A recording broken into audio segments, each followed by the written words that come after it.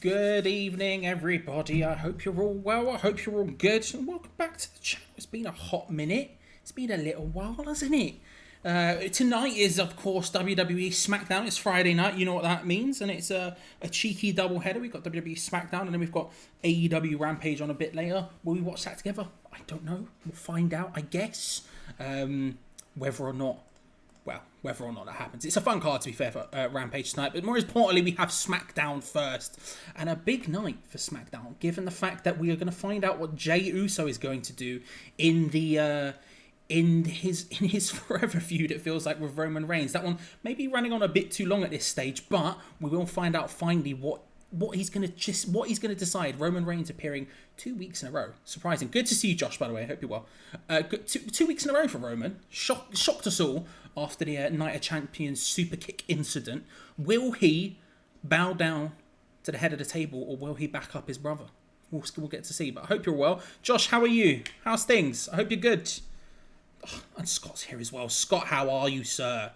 If you want to see if I can, mate, you're the chef around here. I had a question for you, Scott, by the way, the other day. I was thinking about this earlier on today.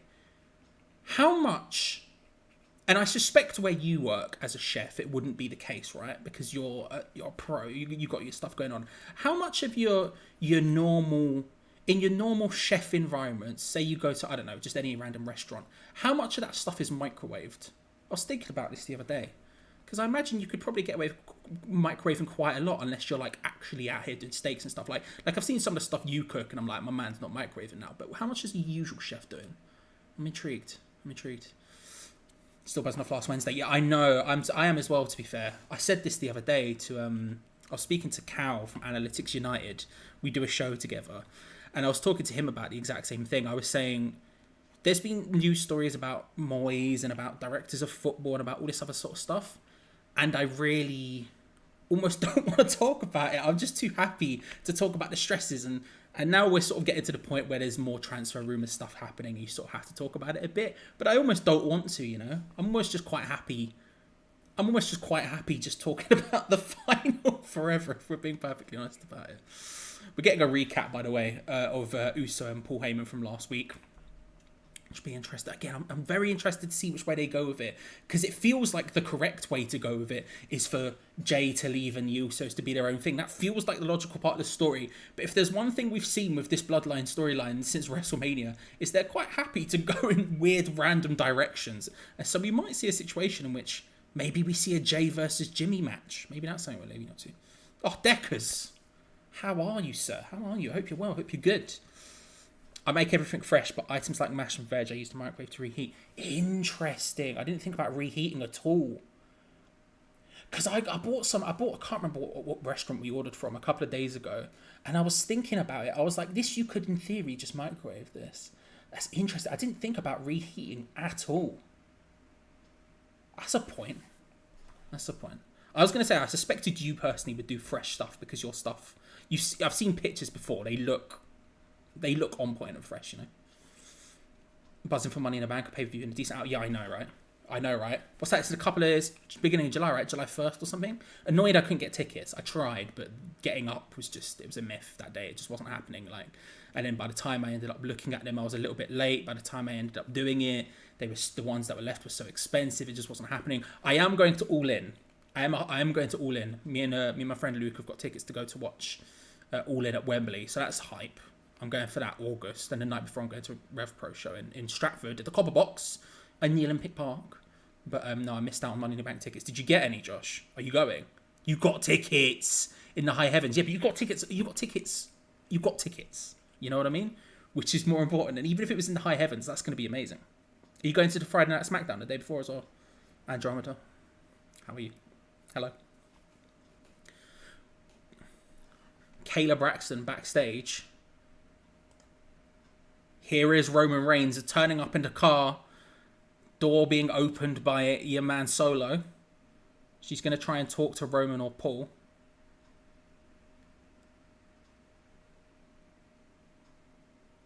She asks, where does Jey Uso stand in the bloodline to Paul Heyman?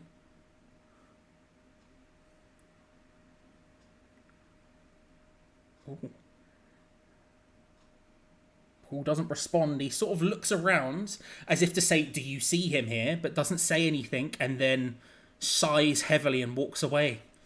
Up pops the graphic. Will Jey Uso fall in line? I'm intrigued to see how it ends up playing out, ladies and gentlemen. I'm just jealous you get to go at all, Josh. I'm not going to lie. I did indeed. Got the combo for the weekend. Nice, yeah. See, I was looking at it. It was like $400 for a single ticket for both nights by the time I got around to looking. And I was like, I can't stretch out for that. My tickets for, my tickets for All In are quite expensive, but yeah. The pros will reheat mash with a stove in the pan. However, life is far too short to be kicking around with all that. Totally fair. Totally fair. Totally fair. It's effort, innit? It's effort. Oh! Alright, if you haven't subscribed to the Timeless Podcast and you're into wrestling, Doctor Who, any sort of like MCU style stuff, anything in that realm, highly recommend the Timeless Podcast. How are you, sir? I did not expect to see you. How are you? I hope you're well. Hope things are good. We're starting off with the Gauntlet match, which is going to be fun, to be fair. This is probably going to be the fun match.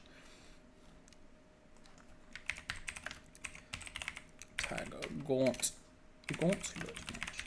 Let's go with, I think that's how you spell Gauntlet. Someone might tell me I'm wrong, but if you do, it's the way it goes. It's the way it goes. It's the way it goes. Pretty Deadly are already out. So this is, of course, the Gauntlet match between, who is it? It's between the Street Profits, the LWO, Pretty Deadly, the OC, and someone else that I can't remember.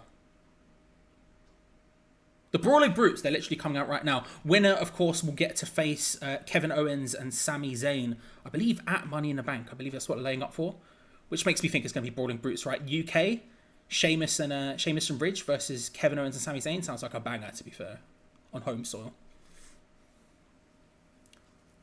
I didn't pay that much for the high up there.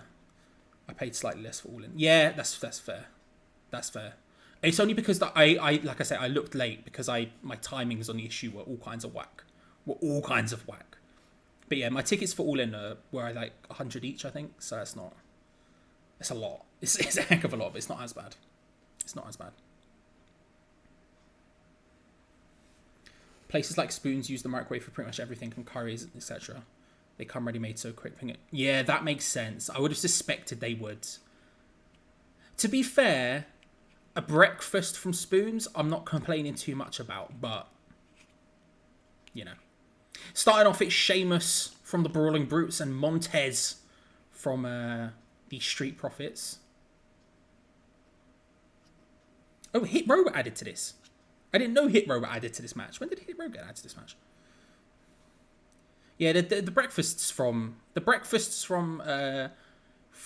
Spoons, although still not exactly banging breakfasts. I would take that. I would take a breakfast from Spoons, especially before a match on like 8 a.m. when we're down at like Golden Grove, whatever. I'll happily take it. But outside of that, I don't know how much I'm having from Spoons. You know.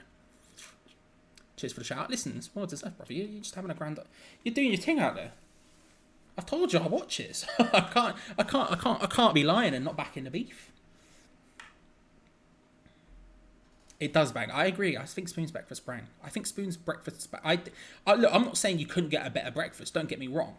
But, you know, it's early morning. You're getting a fry up. I'm not complaining.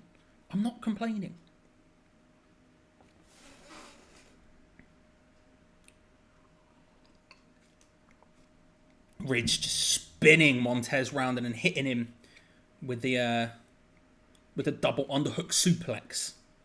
Ridge is getting there, to be fair. Ridge is getting better. I've never been super into Ridge, but like he's getting there. I also just Sheamus, obviously a legend at this point. Pete Dunne, Butch, absolute boy. Helps that he's around those kind of guys. Montez with the backflip. Big insecurity to the back of the head. You love to see it. I got mine a few hours after the race. Got extremely lucky. Yeah, I was up just after that. It was a myth. But to be fair, I was relatively lucky on All In as well because I was late on that one as well. But we managed to get all right tickets in the end. I was scared though. I was scared I was going to flop on that as well. I couldn't have both of those shows happen and me not be able to see either of them live. That would have been bad. Angelo Dawkins who tags in.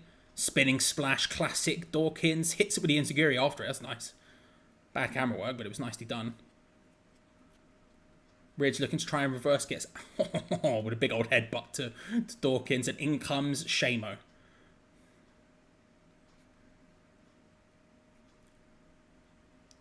Oh. Brogue. 1, 2, 3. Big bro kick out of nowhere from Sheamus on Angelo Dawkins, an unsuspecting Angelo Dawkins.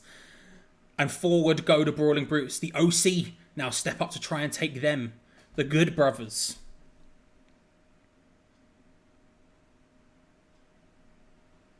I do love a gauntlet match. The Brekkie is good value in fact. It is good value. I'd strongly agree. Despite, couldn't care for Hit Row at all.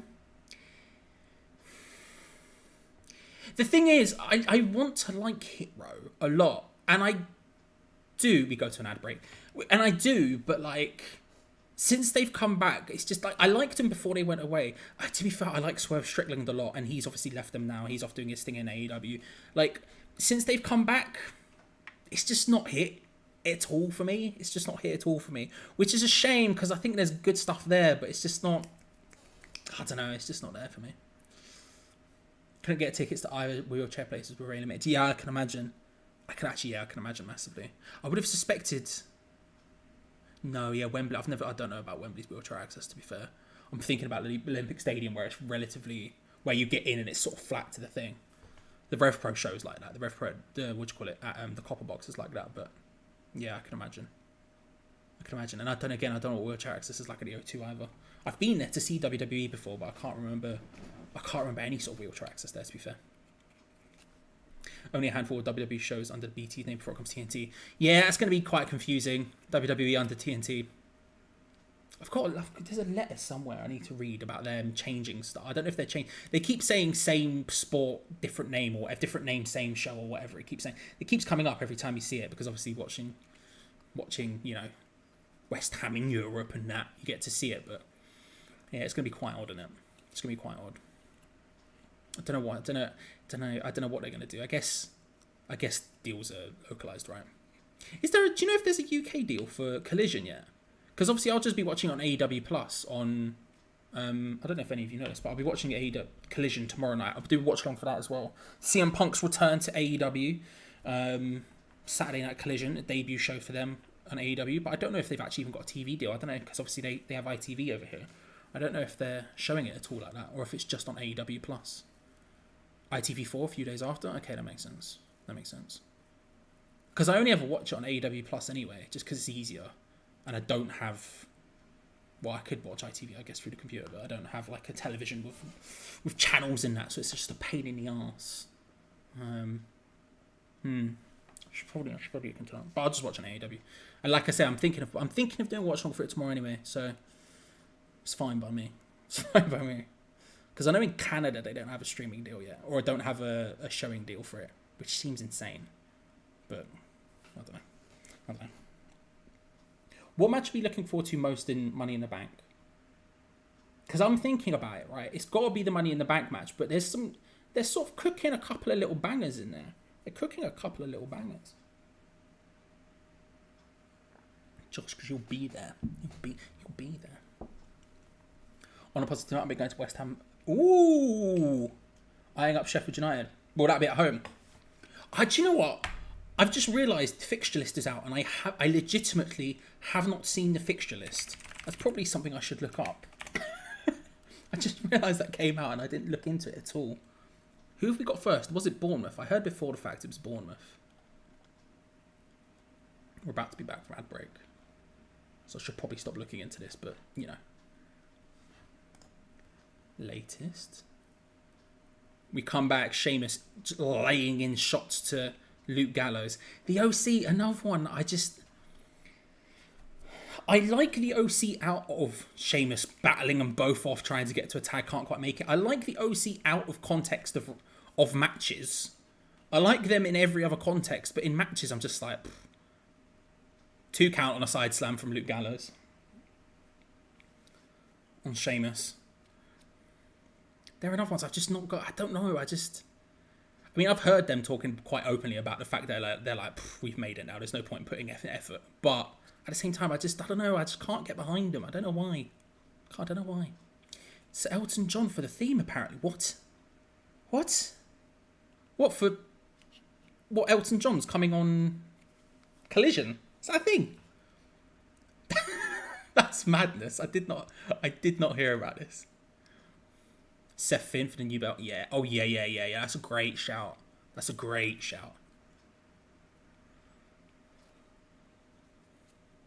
In comes Anderson, laying in the elbows onto Sheamus. Still trying to fight his way to a ridge tag. OC are all over them right now. Blapping him about. Big side kick to the chest.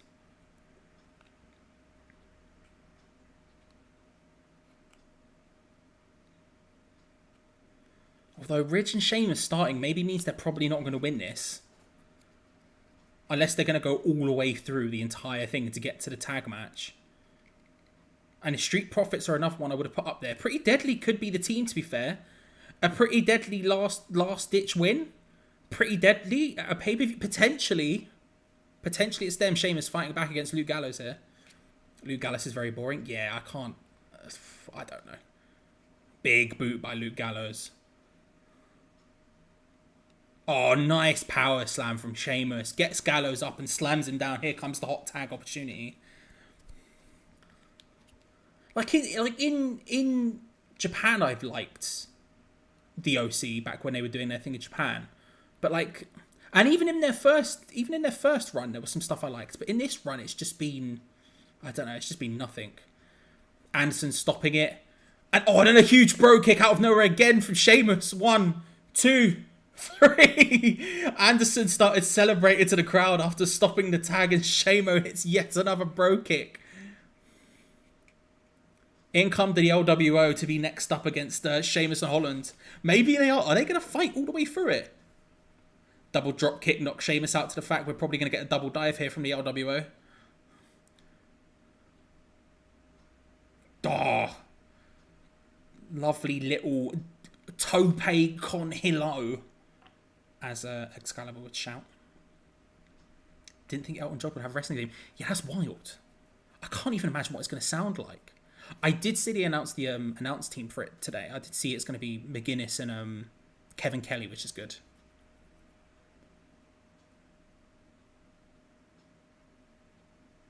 Cruz and Wilde in control here. Del Toro up to the top. Oh, nice moonsault. Nice moonsault onto Shamo. Only a 2 count. Only a 2 count. But if the Brawl and Brutes are going to win, they've got to go through 3 more teams. I'm starting to see Pretty Deadly winning this. I'm going to be honest. Pretty Deadly winning this is starting to feel very likely. I found what theme is going to be for Collision. Saturday Night It's Alright for Fighting is the thing.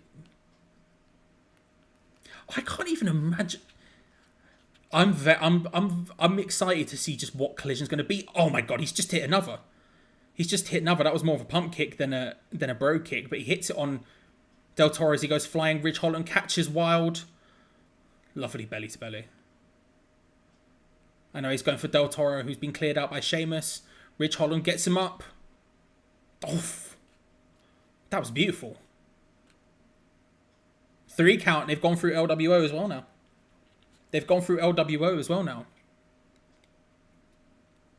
That was a beautiful sort of like gets him up and then swings him down into a DDT. On a bro kick straight away on Hit Row. 1, 2, 3. And Hit Row are done. Just like that, Hit Row have been eliminated straight away. And Yes Boys rings out. In come Pretty Deadly.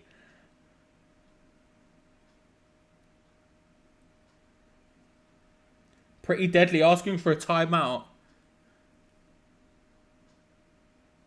And we go to an ad break. Hit Row. They get into the ring and just instant bro kick 1, 2, 3. Literally hadn't done a single thing. And it is going to be Pretty Deadly versus the Brawling Brutes. Always something I approve of. Yeah, I really like Evan Kelly. He's like, in my head, he's like the sound of New Japan because he's commentated on them basically the entire time I've watched New Japan outside of some Jim Ross stuff. And he's been so good the entire time I've seen him there. Like, he hasn't lost it at all, despite obviously being working in broadcast for wrestling for so long since the Attitude Era. He's not lost it at all. So I'd be that's a really good team. Him and McGuinness, and then I think they're going to have Jim Ross there as well. That's really strong for me. I was hoping it would have been a new trap. What about if he just busted out some grime? You know, what if like Elton just busted out a quick bit of grime for the boys? You know, like he just like dropped like some bars. I sound so white, right? Like he just dropped the most amount of bars. I'm gonna stop saying that now.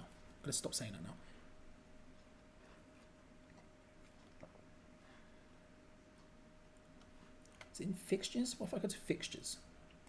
Where do they put the new fixtures up yet?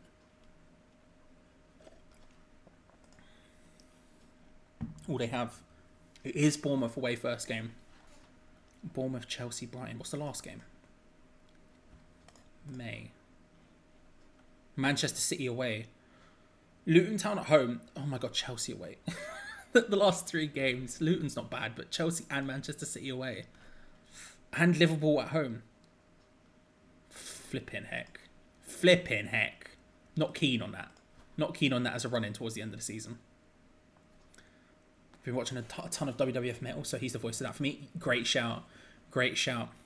I've earlier on today I went back to starting my watching WWE from 1996 run that I started like must have been last year season. Think about it in terms of football. Yeah, I started watching that again, which is good. What was I watching yesterday? I was watching Starrcade 96 out of nowhere. And I didn't realise it opened with Ultimo Dragon versus Dean Malenko in just an absolute barnstorming, rip-roaring good time. Man, it was good back then, wasn't it? Elton John X Stormzy. Do you know what I mean? It could be like when Eminem did the Dido crossover, and then when they did it live, there was that version with Elton John and Eminem, but with Stormzy doing like Too Big for Your Boots over the top of like Lobster Rock or whatever. Rock Lobster is the term I was looking for. Potentially. We're back from ad break. And we're getting an advert for Rey Mysterio. You'll love to see it. Talking about WCW in 96. Rey. Eddie would probably still be there as well at that time.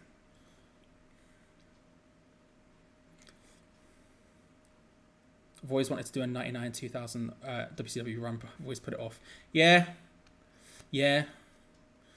I'm so like empty on WCW because I never watched it when I was young. Like it just was never something I ever watched. Because I started watching wrestling in 99. I was way too young for it, but probably like 99. But I only ever watched WWF. So like I've only seen bits and pieces of WCW.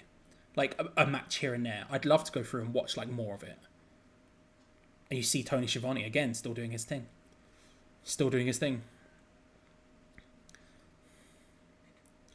So as we come back, Pretty Deadly are all over the Brawling Brutes currently, in control of Ridge Holland, who apparently rugby tackled the stairs.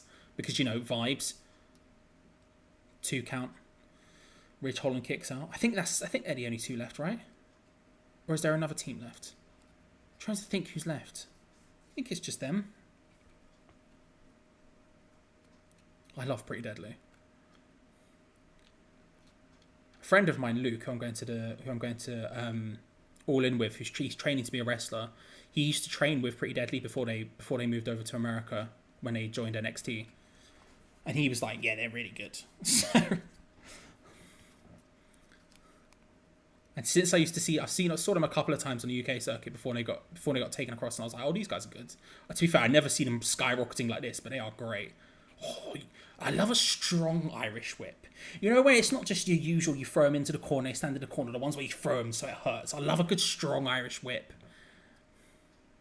We were a WWF household, so yeah. Yeah, so I've only ever seen like choice clips from WCW. Never seen enough of it. Ridge trying to fight out of what looked like potentially a powerbomb from Pretty Deadly, although good luck lifting up Ridge. He seems like a very hefty man. Lovely little running elbow drop type thing. I wouldn't want to try and powerbomb Ridge. He's a very wide man, you know. A lot of KG going on there. Sheamus bouncing up and down on the apron, looking to try and get the tag. As Ridge Holland his kit has already got that cinched in. Or is that Elton? That's Elton, isn't it? Sorry, my bad. It's really got that headlock cinched in there. WrestleMania on Sky Sports 1 and not a pay-per-view. Those were the days. Those were the big time days. I remember when Saturday mornings as well, Sky Sports used, or Sky... No, it was just Sky 1 in general, had like an edited version of SmackDown on Saturday mornings. And we didn't have Sky at the time. But whenever I stayed at my nan's house every other weekend, I used to go and stay at my nan's. And she did. And I'd wake up and I'd go and watch SmackDown on Sky Sports, on Sky 1. Around like, what else was on? Like Gamesville and Little Monsters and stuff. Good days. Good days. Tag from Pretty Deadly as they continue to be in control of Ridge. Looking for potentially a double suplex, although Ridge drops down to his knees to try and fight off. Oh, and he throws them both over, drops them down. Sheamus turns around to the crowd. So is Butch, Pete Dunne hyping him up. We might just be able to get the tag.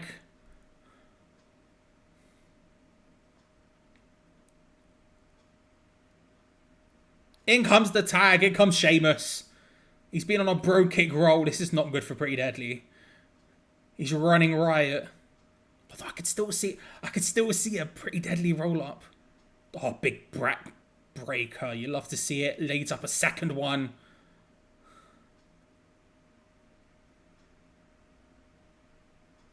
Rolling senton. Sheamus is just rolling right now. Big slam. Pretty Deadly turns around to celebrate. He's looking maybe for a bro kick. He's looking to load it up.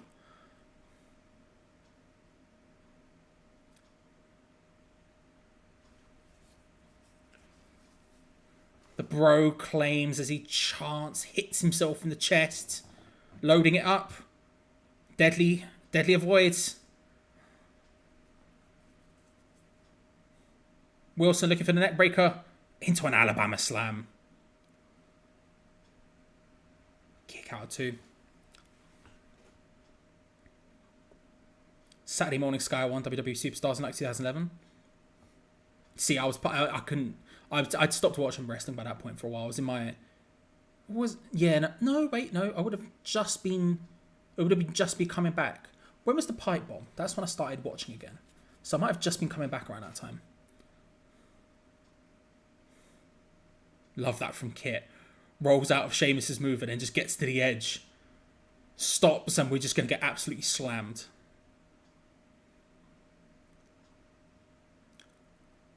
Oh, we're getting the double. Prince and Wilson are both getting it.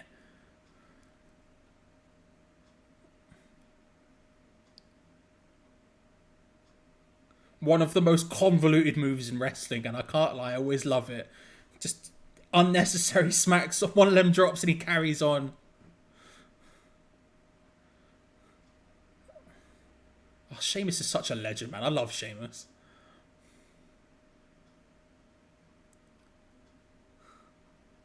I didn't start liking him properly as well until he started tagging with Cesaro, really. Oh. Looking for the cross. So Celtic cross down, but Sheamus doesn't know that the tag's been made. Oh, big lovely leg drop from the top. And Pretty Deadly get it.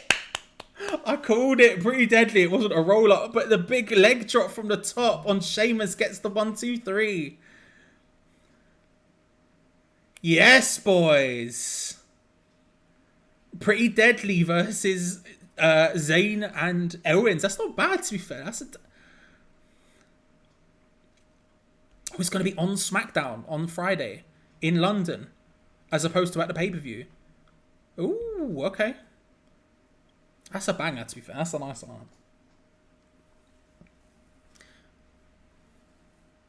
WCW on Channel 5 was heavily edited with cartoon effects to cover chair shots. Is that true? That's wild. I never knew that. I need to go and have a look at it. I've never known that. I'd be intrigued to see what that looks like because I've got no idea. Shout out Pretty Deadly getting the win. Get a promo for Charlotte going on the Grayson Waller Effect. We then get the Wilde Jey Uso Fall in Line graphic as well. Go to ad break. Oh, I need to go back and look at it. I've never seen that. I didn't know that. It's wild. 2011 was when I started. Fair. You're younger than me though, to be fair. Because I'm 29 now. Jesus Christ, I'm so old. But to be fair, my mate Luke, who's 20... It's like 2 years younger than me or something. He started about the same time as you. He started about the same time as you as well. It's because I had the kid. There was the kid. There was like an older kid who lived in the flat above me when I was young. And you know what it's like when you're young, like the olders are like special to you. Do you know what I mean? He liked wrestling. He was into wrestling back. I think he's about 10 years older than me, maybe a little bit less, maybe about 10 years older than me. And he likes wrestling, so I just got his like WWF VHS hand-me-downs and stuff, basically. So that's why I started watching it so young. It was his fault. At least that's what I like to say, you know. Also, just irresponsible parenting, but shh, let's not tell my mama. Both the women's and tags are up for SmackDown. Oh, I didn't know that. Okay, fair. That's a bang. To be fair, for SmackDown, that's a banger match. They got to do something on that SmackDown. To be fair, it's going to be an insanely hot crowd, so they got to do something big on that SmackDown. So that makes sense. Just turned 22 last week. Well, congratulations! I didn't know it was your birthday. Happy birthday! But also, yeah, 2011 makes about sense, doesn't it? I'm so old. But let's not talk about that.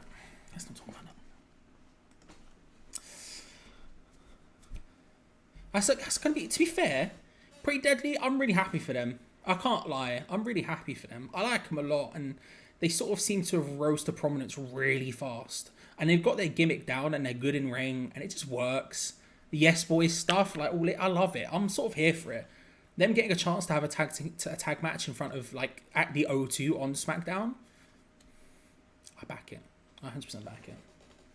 And then you've got the women's tag. That's now confirmed to be Ronda and Shayna versus Isla and Thingy, right? That's like confirmed now, isn't it? Isla and Alba. So my brain instantly went back to our old name and I was trying to remember desperately. Look at Triple H providing for the Brits. Just you love to see it, don't you? You just love to see it. Just remember that if I am going to do Collision tomorrow night, I need to make the graphics for it. Yeah, it's tomorrow's problem. I'm going to go back to looking at his fixture list. Because I got told like in the morning before it came out, or the day before, or something, there was like a picture that got leaked or something that went round that I saw it was Bournemouth away. Chelsea at home, Brighton away. Oh, it's not a good start, is it? I mean, it's not... I mean, Bournemouth away is not bad. But then Chelsea at home, Brighton away. Then Luton away is not bad. But then Man City at home, Liverpool away. It's not a great run. What's December looking like? December is going to be rough, isn't it? Brighton at home, Arsenal away, Manchester United at home, Tottenham away. I don't know. It's nice. It's not looking good, bruv. It's not looking good.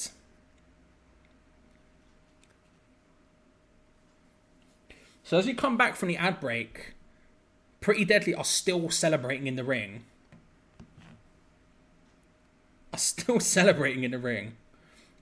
So I assume we're getting something happen. Yeah, out comes Sami Zayn and Kevin Owens now. Because why would they still be in the ring celebrating?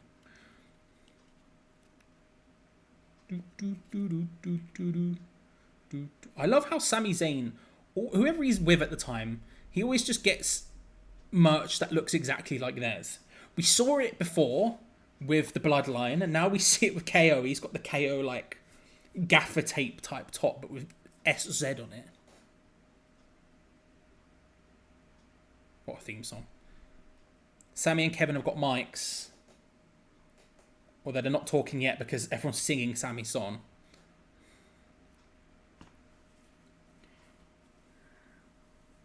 wiki up and it backs up what I said. WCW have a worldwide cover chair shots with Blam and Smash. I've got to look that up. That's hilarious. That's actually hilarious. I have to look that up.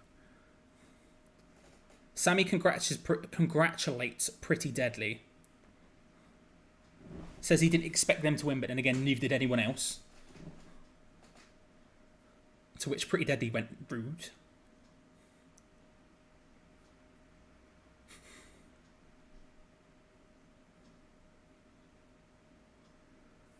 Sami brings up the fact that they are still celebrating in the ring and that they've outstayed their welcome. And it says leave.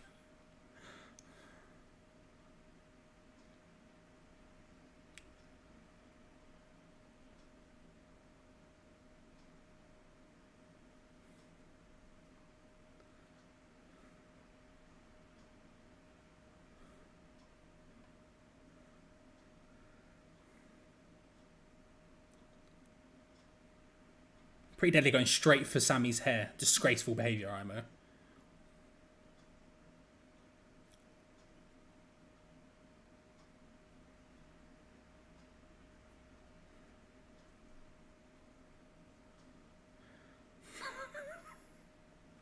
They are the tastiest snacks, as they say. You have to respect it.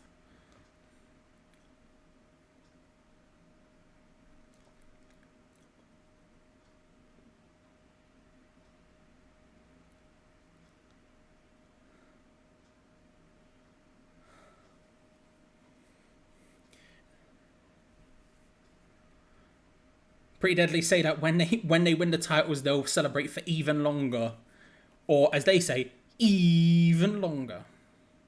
I love Pretty Deadly. I do. So Tony loved the idea. That makes perfect sense.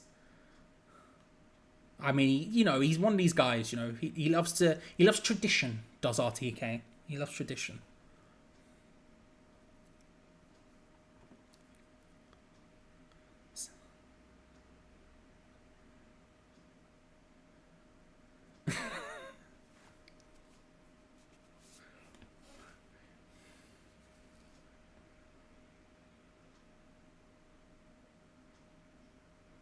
Kevin Owens blows up, says he wants to run in and punch him in the face. Sami agrees, and they're running into the ring to attack Pretty Deadly now, who end up rolling out and running away. And Pretty Deadly run away. Sami and Kevin in the ring.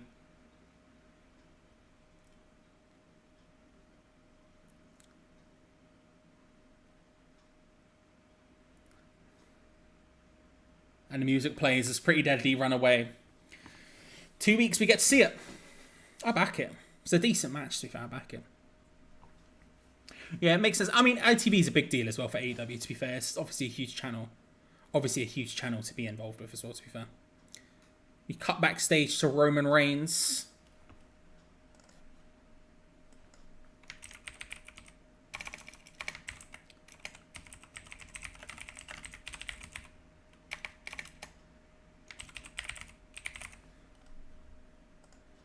Heyman talking to him. Asks if he's spoken to Jey.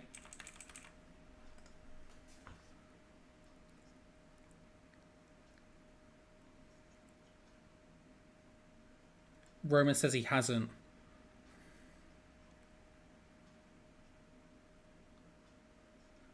He says he's the tribal chief, so people should reach out to him.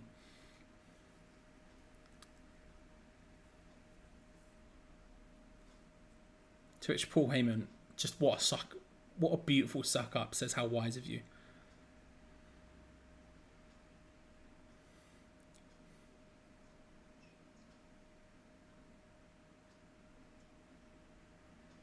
Roman asks Paul if he's spoken to Jey.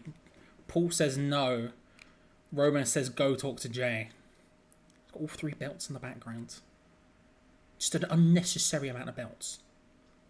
Just an unnecessary amount of belts.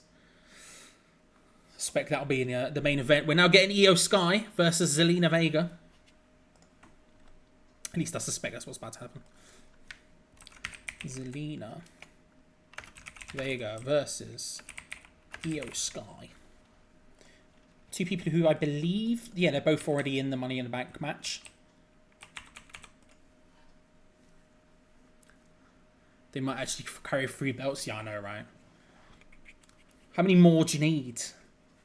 I mean, he's done he's done 1,000 weeks, to be fair. So fair play. Ad break before that match. I mean, he's done 1,000 days, to be fair, but it is a bit wild. How do you feel about the new look on that belt? I'm still not used to it. Still not used to it. You know, I think I've gotten a little bit more used to it, but I'm still not vibing it exactly.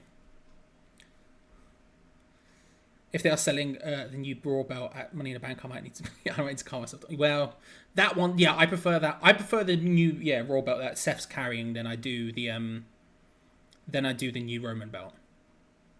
But even then, that one, no, that one's alright. I'm getting way more used to that one, to be fair. I wasn't super hyped on the new Raw belt when I first saw it, but I'm getting more used to it now, to be fair.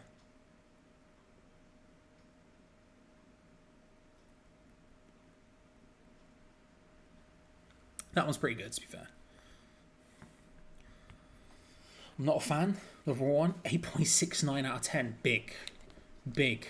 I'm slightly more used to it, but I'm still not there. I would have just preferred a new design. I'm still not... The big... I almost prefer it with the black leather behind on the big W belt.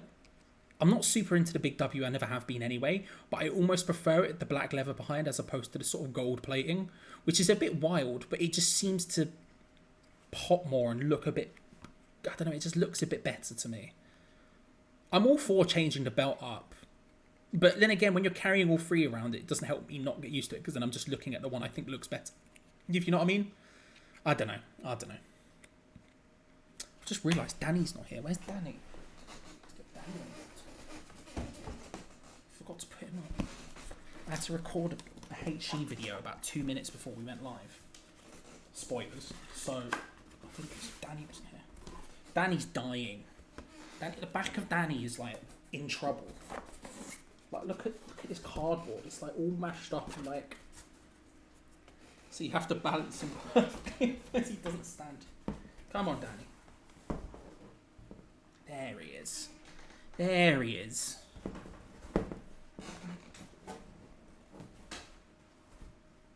Oh, there you go. Now if I click onto this one, will it zoom in on him properly? It will, bit awkwardly, but there we go. Okay, there we go. Only looks good in the original, I mean. Yeah, I don't like the WWE, the big W belt in blue or red either. Blue looks slightly better than red, but even then, it's still not great. The black is the only one that I think works, which is weird because I didn't think it looked too bad on the. You know when they first brought it in, and it had like the words underneath it when the Rock held it, didn't he? He was the first one to hold it, wasn't he? I think it was the Rock. Like that one, I'm not gonna say I was okay with it, but I don't think I was as down on it as I am now, if that makes sense. I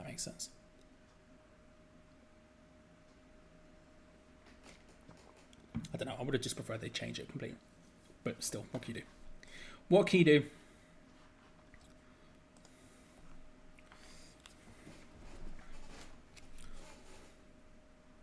Zelina versus Io Sky could be good.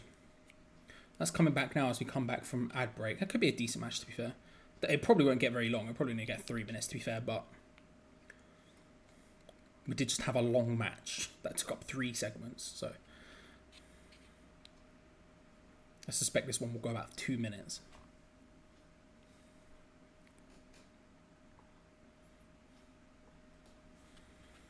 You gotta love the fact that, you know, we're getting close to Money in the Bank, so what do? They just put ladders everywhere. Just ladders all over the shop. You know, every space filled by ladders.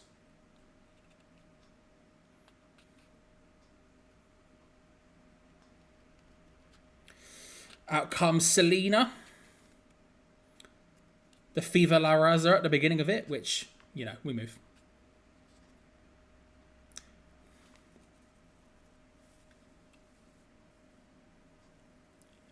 I do like the LWO, to be fair. I like the fact they exist.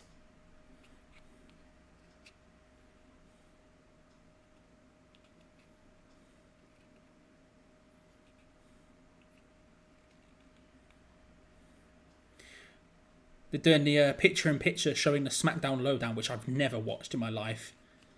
Talking about why this match is happening.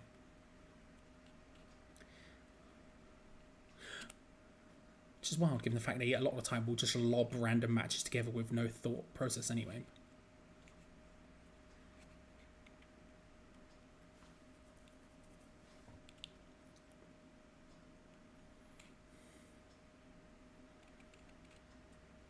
God, look at that garish 3D Tower of London-esque thing that's going on.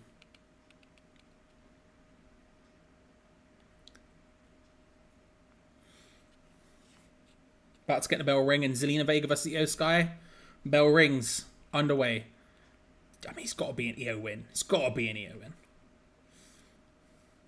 It was. The network logo belt was apparently made not by the belt company, but by Orange County Choppers.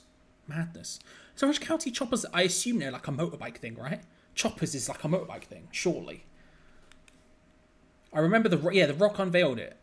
Again, that's the way it's happening in my head. The Rock unveiled it. Was that during the CM Punk feud? I'm trying to remember. I can't remember. Io Sky with a drop kick, knocks Zelina down, starts laying into her as she's down. Bayley, of course, at ringside. Zelina by herself, but Bayley at ringside. She is also in the Money in the Bank match. Could cause some problems. Io looking for a little stomp. He's in damage control, fully in control right now.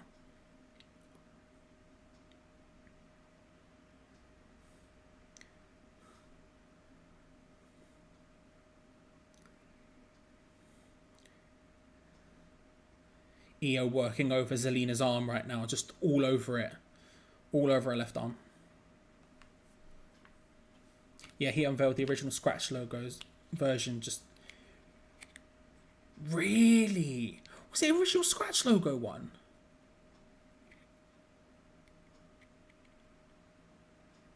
I can't even remember what it looked like with the Scratch logo. I can only remember with the logo, with the network version of the logo.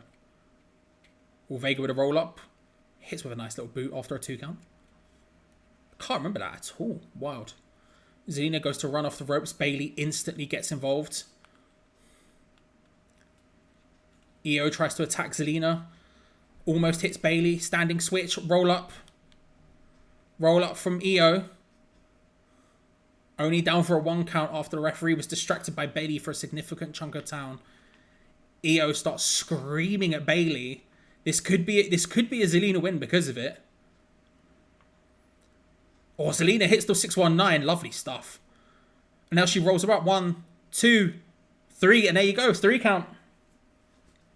3 count. Zelina gets the win after miscommunication between Io and Bayley. Like I say, it was about 3 minutes, wasn't it? It was super short. Makes sense. Bit of dissension in the damage control ranks before Money in the Bank. Something that they've been playing up for a little while now, so it makes sense. They had a Scratch logo and then a network version. Oh. Do you know what? I'm going to look into that. Because I can't remember what it looks like with the Scratch logo at all.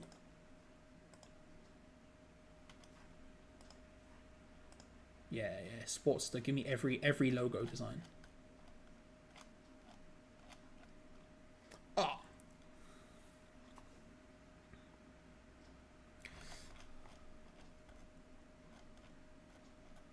Seeing a progressive match flow highlight from last week, SmackDown. Talking about the Asuka getting the new belt and Bianca being annoyed by it.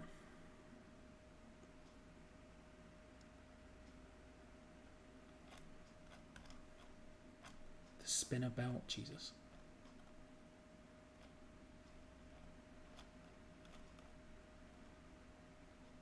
Oh yeah, no, I do remember how it looks with the Scratch design. I mean, I'm saying that while staring directly at it.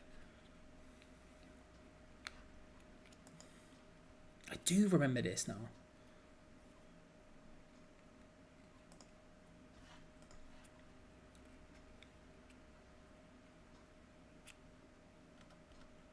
Yeah, that's not bad, actually, to be fair. That's not bad, to be fair, like that. Charlotte will, of course, be live on the Grayson Waller Effect later on.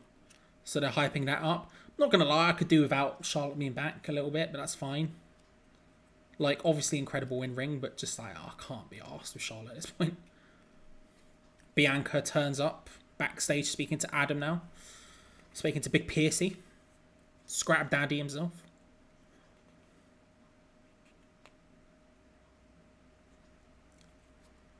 Bianca asking for her rematch. He says it's been spoken about, but I can't give you an answer.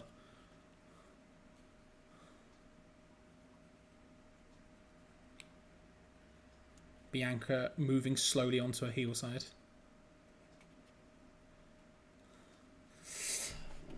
She says, you're asking me to be patient. Adam says yes. He goes, well. She goes, well, I tried to get my rematch the right way. Now I'm going to do it my way. Whether that's right or wrong. They've been slowly moving towards this sort of heelish vibe for her. And it seems like we're getting it a little bit more. We go to the ring where we see them starting to set up for the Grayson Waller Effect, which is very odd. But there we go. We go to another ad break. Still the Big Eagle WWF title for the best belt overall for me. Yes. Yes, probably. Do you know what I really like? I really like the Undisputed one that SmackDown had in the early 2000s. I really like that belt. That's a banger. In fact, right, where am I? Didn't mean to move all that. That was the wrong button I've pressed there. That's the wrong button. Let me try source. Where's the button I'm looking for? Where's window capture? Am I going mad? There it is, window capture.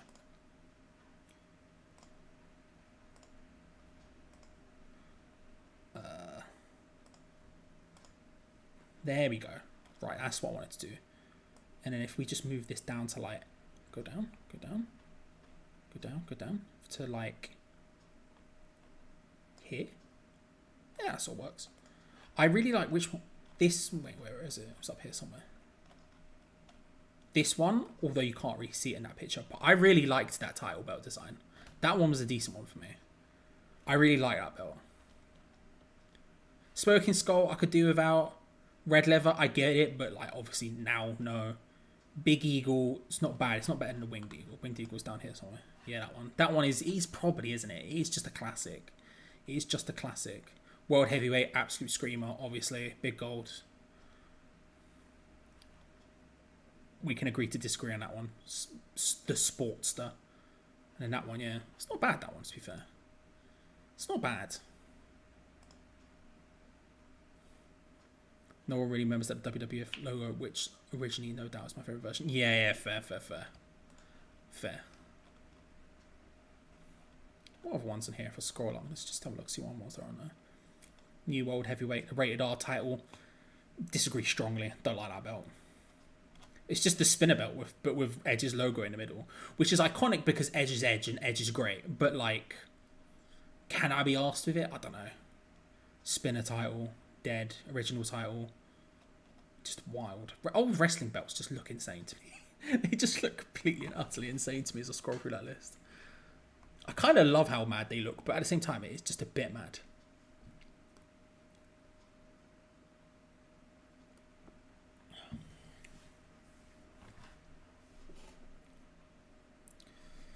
How do you feel about Charlotte coming back and going straight into the title picture? Like, I get it.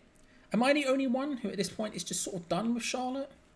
Not to be harsh about it, but I'm just sort of like, I just don't know if I can be bothered with her. Like, because it's the same character, and I get it. She's great. Charlotte is really, really good in ring, and like halfway through her matches, I forget everything I'm complaining about, and I'm back on just being on the Charlotte bandwagon. But like, there is like a significant chunk of time where I'm just like, can I be bothered? I don't know if I can be bothered with this. And now she's back to go straight back into the title picture again. Hopefully we can correct the Asuka mistake from before when Asuka lost to her at Mania that one time. Hopefully we get a little replay of that, but Asuka's winning this time. But at the same time, I don't know. We're back from ad break now. It's Io Sky and Bayley arguing backstage.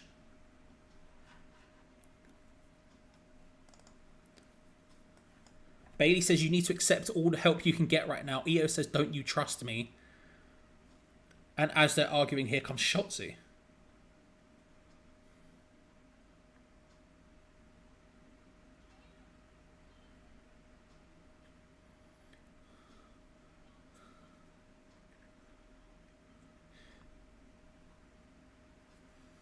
Ooh. Shotzi asks Bayley to put her spot on the line against her.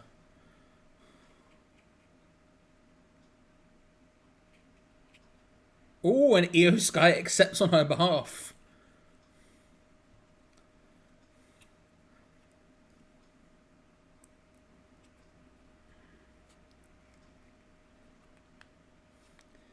Io says she's just trying to help. The damage control... The damage control fallout is still going. Here we go. Here comes Grayson Waller. Who I've gone back and forth on how much I like Grayson Waller. There's times where I do like Grayson Waller, and there's times where I don't like Grayson Waller, and I don't know where I'm at currently. We'll find out halfway through this. But Grayson Waller is getting his big introduction.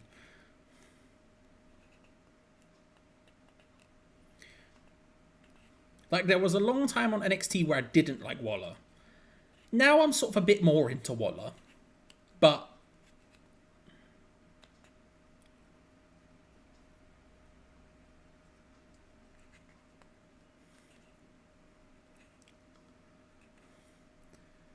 he celebrates being introduced as the lights come up.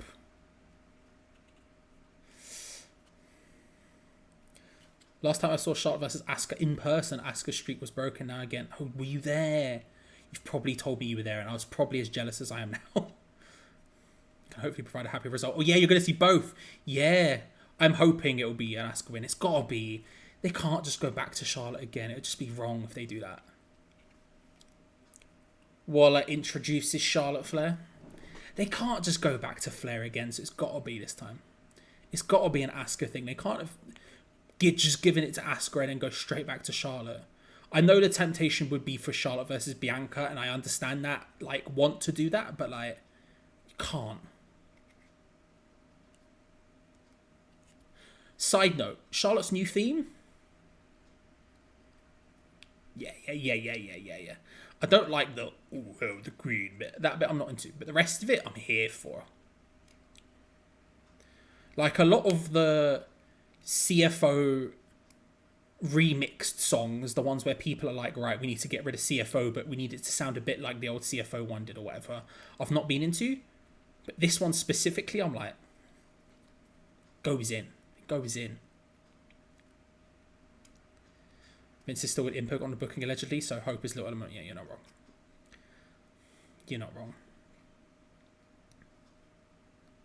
You're not wrong. But I'm just like, even then, it's got to be like, I don't know, but I wouldn't have put it straight back into the title picture, so.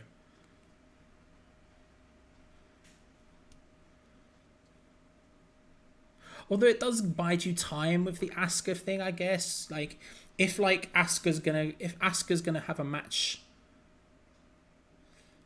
whatever Asuka's next big feud is, I guess this gives you time. It's an easy pay-per-view match to make. It makes sense to give you time like that.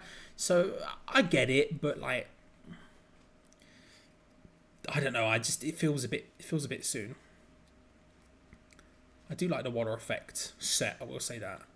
The little desk with the screen on the front of it, lots of plants everywhere. I'm here for it.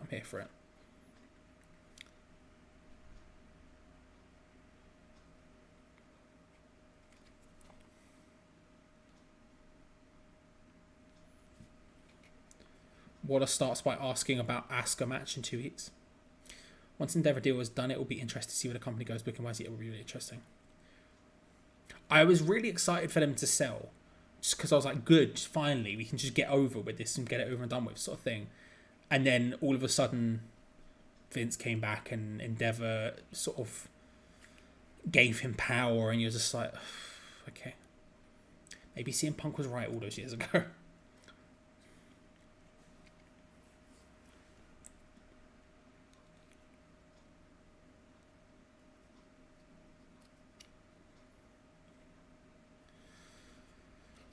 Waller, overcome by Charlotte Flair, asks if she's going to become a 15-time world champion.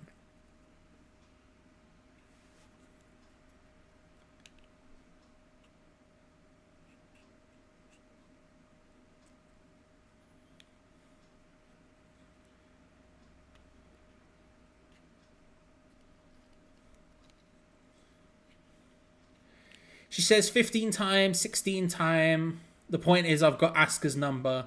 Then asks Waller to woo, of which he does. And then out comes Bianca.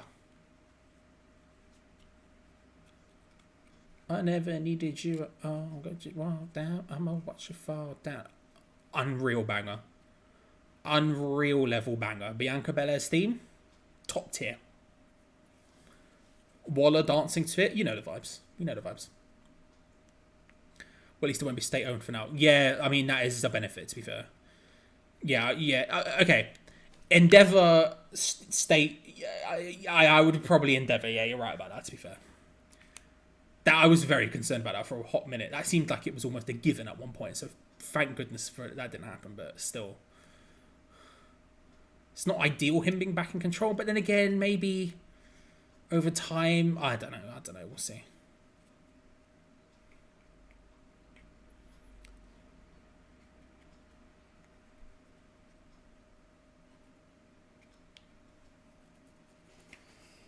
Bianca says, with all due respect, you speak for your accolades speak for yourself, but someone's got to explain what's going on around here right now.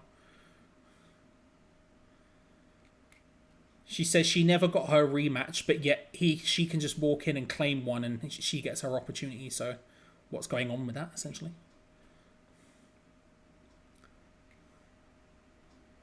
To which Charlotte, in her unbelievably high heels,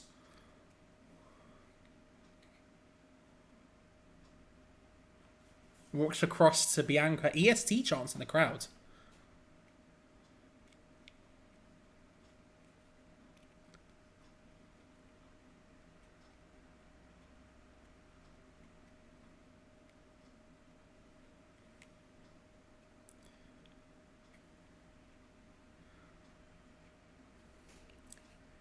Yeah.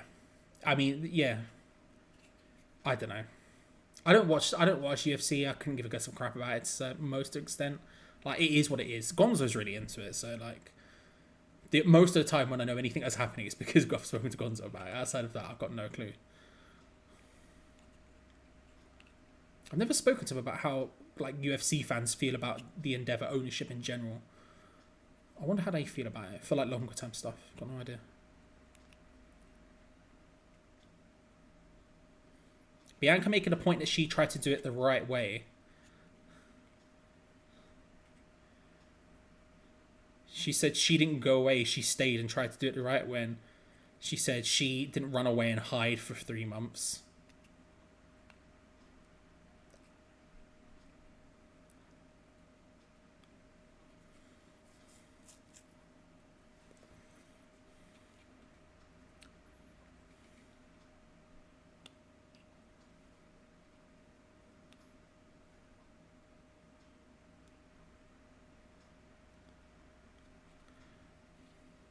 Charlotte said she didn't run away and hide. She said she's beaten the best. She's been beaten by the best. She's picked herself back up 14 times. She says she's a champion with or without a title and asks if Bianca is. Who's very offended by that comment. Bianca reminding that she's the longest reigning women's champion of the modern era.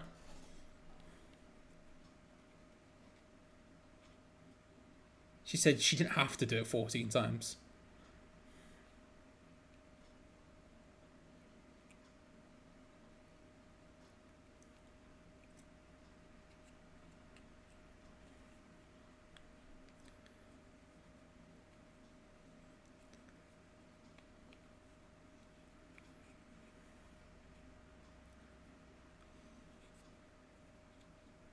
She said the past is the past, but in the future I'll be standing ringside for the title match. She said she's done being impatient.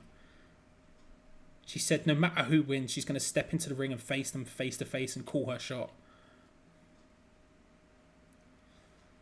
again, it makes me feel like they're tempted to go back for Bianca versus Charlotte again. She drops the mic and leaves.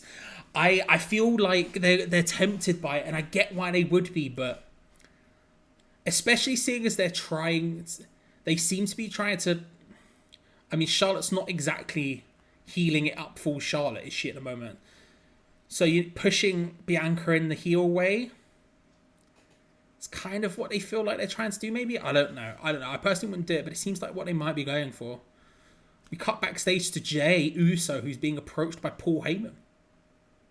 I watched the main ones and that's it. Fair. I should ask Gonzo, because he's super into it, what the hardcore of the hardcore feel like it. Paul says he's sorry that he was right. He's apologising for a lot right now. Saying he's sorry Jimmy cost him the title shot. He's sorry he was right. Oh, he says... Ooh. Paul says you know it was intentional. Says Jimmy doesn't miss. He says he meant to kick Roman and he meant to kick you.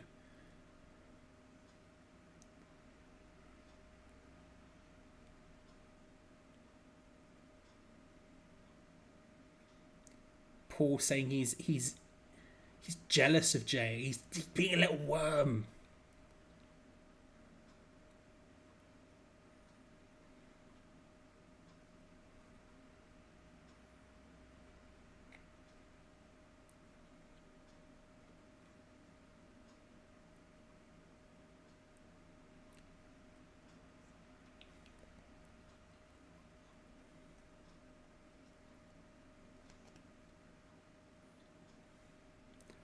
Jey says he's sorry and says, if I'm in, you're still out.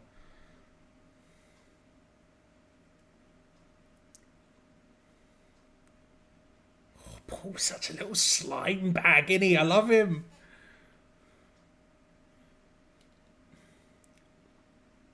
He's such a little slime bag. I love it.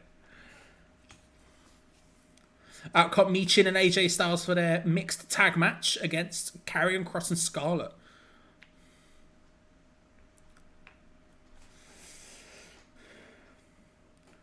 Roman versus Jey versus Jimmy at Money in the Bank. Not against it at all. That would bang. Is that a rumor? I've sort of been out of the loop with all the rumors and stuff recently. I saw the CM Punk article today because everyone wouldn't shut up about it, but I haven't really been reading up the rumors. What is the rumors for Money in the Bank? Is that what they're saying at the moment? Because that would be... I'd be very here for that. I'd be very here for that. I mean, Roman's probably going to come out winning, right? But like...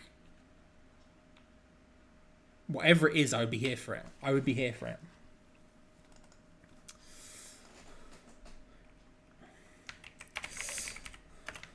Styles and Michin versus Kross and Scarlett. I'm going to go and grab a drink of water in a second as well. Is this going to be too big for this? It might be too big for this, you know. It is. God damn.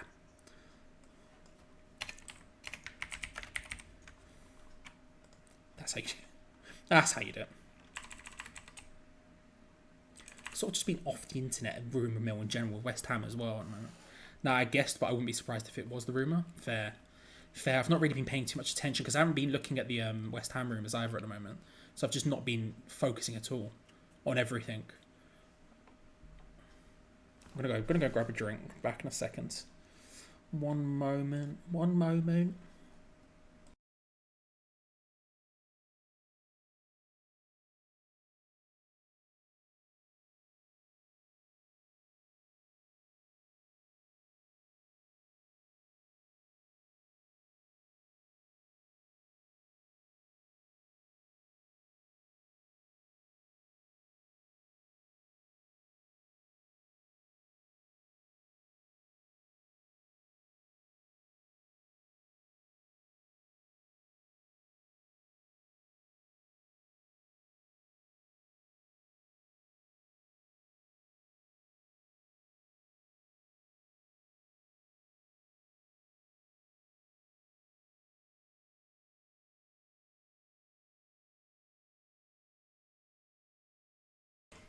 Hello.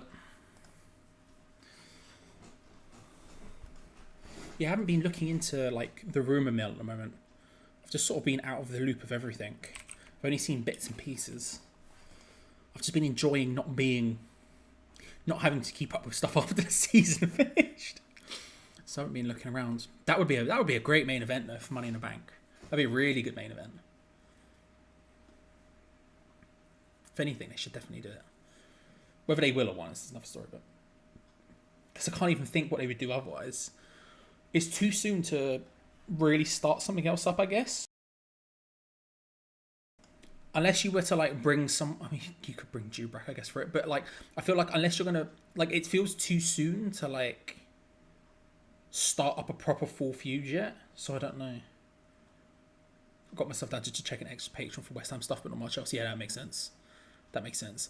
I get stuff because obviously in the Hammers Chat Patreon, there's like a level where there's like a group chat which me, you, and Gonzo are in. And so, like, I scroll through that and see what they're talking about, but I don't even keep up with that properly. So, like, I'm just, like, out of the loop properly. Back after the ad break, out is coming Scarlett and Carrion. Someone who I was very excited for when he came back originally, and it's just sort of... I don't know, it's just not happened, has it, really, if we're being honest? It's just been a bit of a... I don't know, it's just not happened.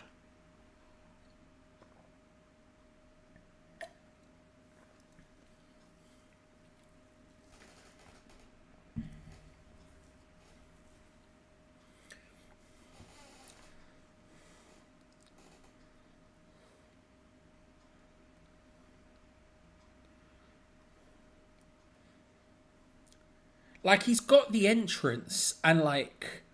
He's got the entrance of someone who should be a top guy, and yet he sort of is just lost completely in the shuffle.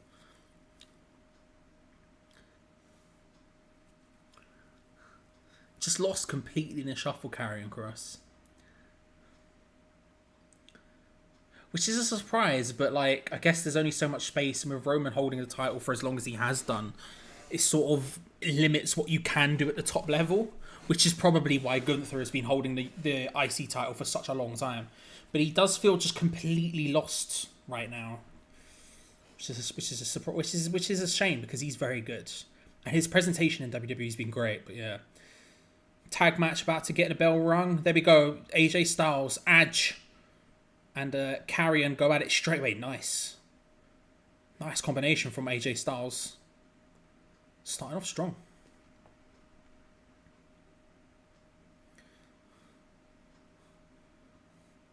Oh, nice little double team there from OC. Meechin going up for the DDT on Karrion Kross. Hits it, but in comes Scarlett. Meechin catches her sneaking up behind her. She tries to run away.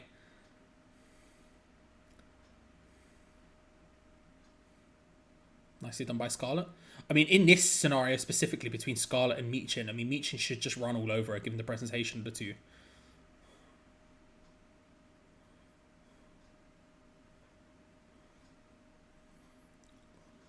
She's going for it. Big forearms from Meechin. Transitions into kicks.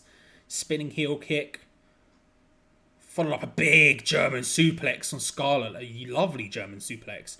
She went flying in tagged. In tags Karrion. Oh, Meechin does well. Nice low kick and then a quick Pele kick to Karrion. AJ and Meechin getting control of the match. Looking for the Styles Clash. Hits it. 1, 2. Scarlett stops it. Scarlett stops AJ. Distracts him as Karrion gets back to his feet.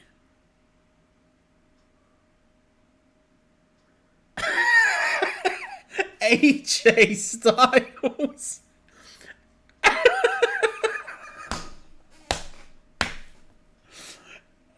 Ray, how are you, bro? Scarlett was just Karrion puts on his cross jacket finisher. He's got it on AJ. This is gonna be it, surely. AJ's trying to get to the ropes, but this has to be it, surely. Oh, love that. Spins it out into a ripcord forearm. Up he goes into the... Lovely hit by Kross. 1, 2, 3. He does it. He does it. Carrying Cross with the 1, 2, 3. Love that. He sort of gets him up on his shoulder and spins him out. Love that. That was hilarious from AJ Styles. Scarlett distracts AJ and starts doing some sort of vaguely flirtatious, weird sort of stuff on him. To which AJ whips off his glove after about 5 seconds of it happening and goes, "I'm married, bitch," which is just an insane thing to happen, but still. Oh, the way he said it on television. He's someone you'd think they would build around highly, but yeah. I'm not sure about it at all across. I think I was, again, on NXT I was, but on main roster, no, not at all. We cut back to backstage. Roman asks Paul how it went. Paul just shakes his head.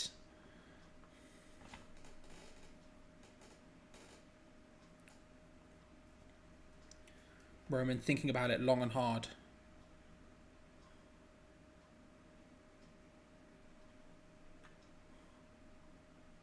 Paul then shakes his head more emphatically for Roman. Solo then threatens Paul a little bit. He doesn't say anything. He just sort of steps towards him in a threatening manner.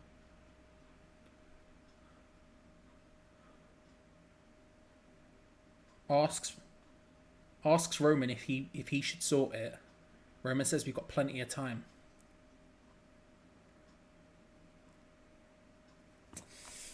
Playing the long game in this one. Playing the long game. But what have you missed, Ray? Right, so what have you missed?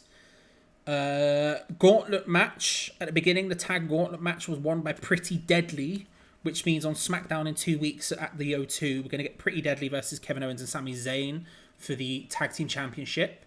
We have... what else do we have going on? We've got... Zelina beat Io Sky after a bit of fallout between Bayley and Io Sky continued to happen. We had Charlotte Flair was on the Waller Effect. Bianca Belair came out and basically is quite publicly sort of turning heel at this point. Not fully there, but saying she's done doing things the right way. She's going to do it her way, so it feels like she's going to turn heel. Am I missing anything else out? I can't remember if I've missed anything else out.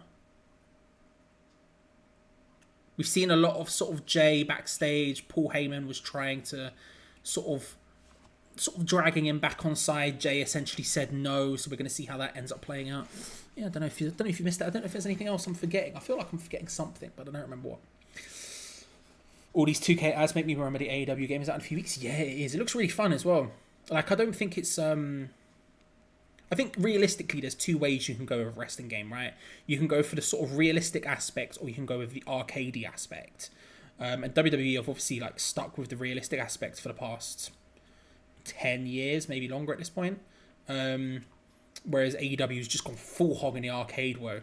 And I've been watching a lot of New Legacy stuff from it, and like it looks really fun. Like if I'm gonna sit down and play a wrestling game with my mates or something, it looks like 100% like it would bang to play an AEW game. Especially if you've seen the skateboarding stuff from it. Like, that's just great. The skateboarding stuff looks so stupid. I'm here for it. Just got home from work, so I missed it all. Fair. I think that's everything that's happened. I think. Yeah, because the tag match was quite long, so I think that's everything that's happened. I can't remember anything else. We've still got, obviously, the Roman stuff to come. That's going to be the main event, I would assume. Don't know what else there is to come. I can't remember. I typed it up earlier, but I can't remember if there's anything. How was work, Ray? How did it go? Also, do you want to do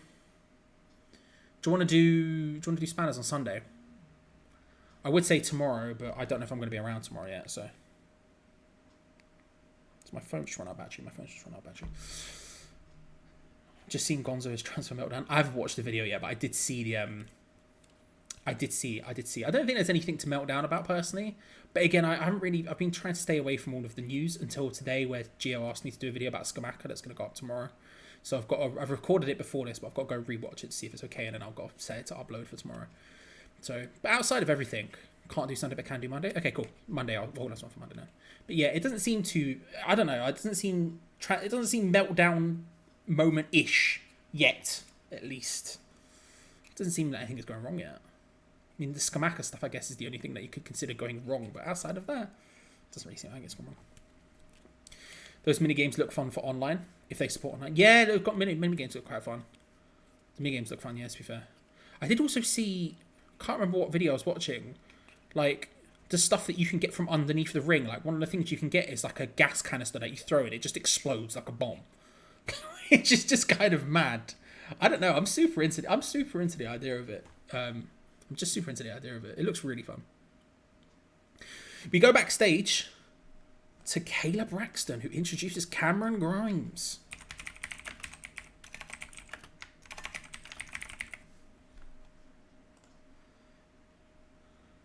Oh, she says, you've made an effect since you came here.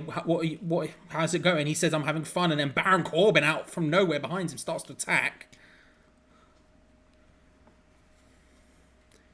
Says, you got lucky and your luck's just run out. NXT title contender Baron Corbin, that is. Baron Corbin leaves Grimes on the floor. There you go. Out comes Rey Mysterio. Booyaka, booyaka. 619. Etc, etc.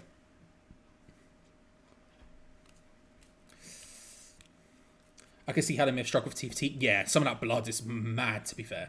Some of that blood stuff is wild. Just going in on that. Again, that was another thing I saw. Literally swung and hit him with like a baseball bat with barbed wire around it, and instantly it was just everywhere. You can see why.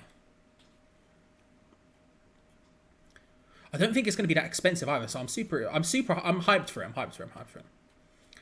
We should do GM versus GM. Do they still do that? Yeah. In the new WWE they do. Yeah, the WWE has the new WWE game has like a purpose built GM mode thing. Can't remember what it's called. What's it called? Josh will probably know. I can't remember what it's called for the life of me. They do it on Up Up Down Down. Xavier Woods and Tyler Breeze do it, don't they? But yeah, Ray's in the ring celebrating, just existing. Which, to be fair, I would too. Lawrence, my G, how are you? From California. Wait, have you moved? Have you moved, or are you just there on holiday? Love that. My GM, thank you very much, Josh. Thank you. How's California treating you, Lawrence? Going now, fair. Stay well, Ray. Love you.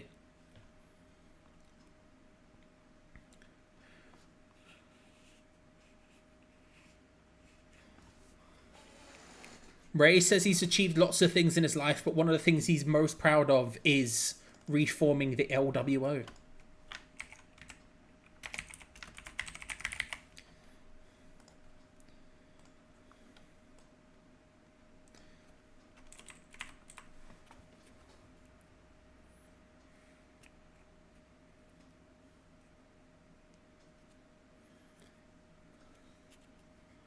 He introduces Santo Escobar. Says he's sure he can be the next Mr. Money in the Bank.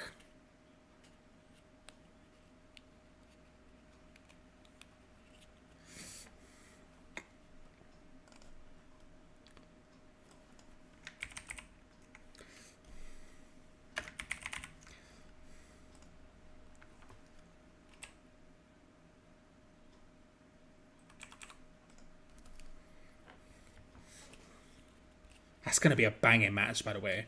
They've got a graphic on the screen now. Damian Priest, Pete Dunne, Shinsuke, Santos, LA Knight, and Ricochet in a ladder match. That's going to be a barnstormer.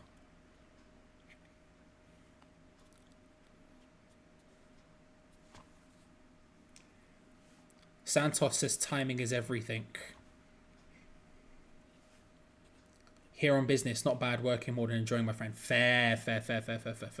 Well, it's a lovely place to be. Probably very warm. Probably very warm. In my head, I think California's always boiling hot though, so I might be wrong about that. £50 for standard, $70 for Elite Edition. Okay, fair. That's not too bad. For some reason in my head, it's going to be on Game Pass, but I'm probably wrong about that. I don't know why that's in the back of my mind. But I think I'm going to buy it day one. I think so. I'm not sure yet, but I think I'm going to buy it day one. Santos is calling his shot for Money in the Bank.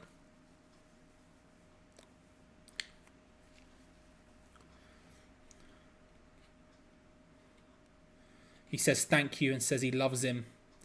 Santos turns to Ray and says, thank you, I love you.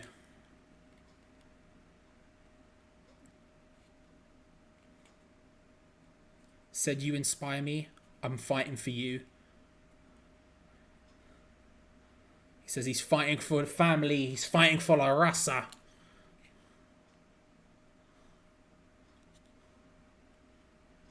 He's fighting for everyone in the WWE universe who has a dream. I was going to say it was getting very close to me being concerned that Santos was about to plap Ray in the face there, but he's thankfully interrupted before he can do that by LA Knight. Yeah. Yeah, I don't know why it was on Game Pass in my head. I was like, surely it can't be.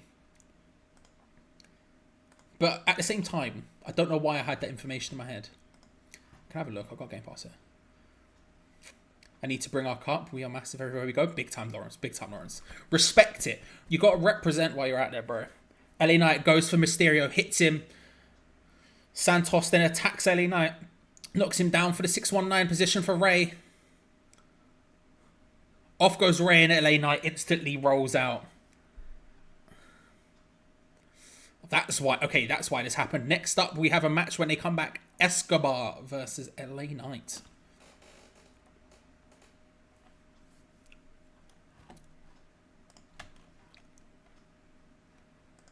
What am I thinking about with Game Pass then? Do you know what? Maybe I was just thinking about Six Skylines 2. I don't know what I was thinking about with Game Pass. I don't know. I'll probably end up getting it day one regardless, to be fair.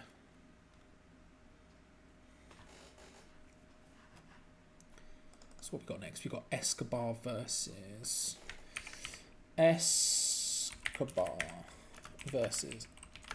Knight. Yeah. Got a lot of it in there for the boys. I like the competitors in the men's Money in the Bank, but it should be LA Knight's game. Yeah, it should be, right? You'd imagine it would be. But the thing is, the competitors in general are really, really good. But when you think about it, who are the people who are on the level of being ready for a title shot? Really, you're thinking LA Knight, maybe Shinsuke? But it feels like LA Knight has the momentum right now. It feels like he has all of the momentum. So I would probably say it's going to be LA as well. Oh, Ricochet's just going to do some madness in that. And I can't wait. It's going to be great. It's going to be so good. Starfield Game Pass. Yeah. Did you see the presentation they did? When was it? It was this week, wasn't it? It was this week? What day is it? It's Friday. Yeah, it was this week, wasn't it? It was earlier this week. It did look very good, to be fair. It looked very, very good. I was concerned. I've been playing through Fallout 4 recently, and it sort of made me a bit concerned about what Starfield would actually end up being. But watching that presentation, I was like, it's almost unreal to think about.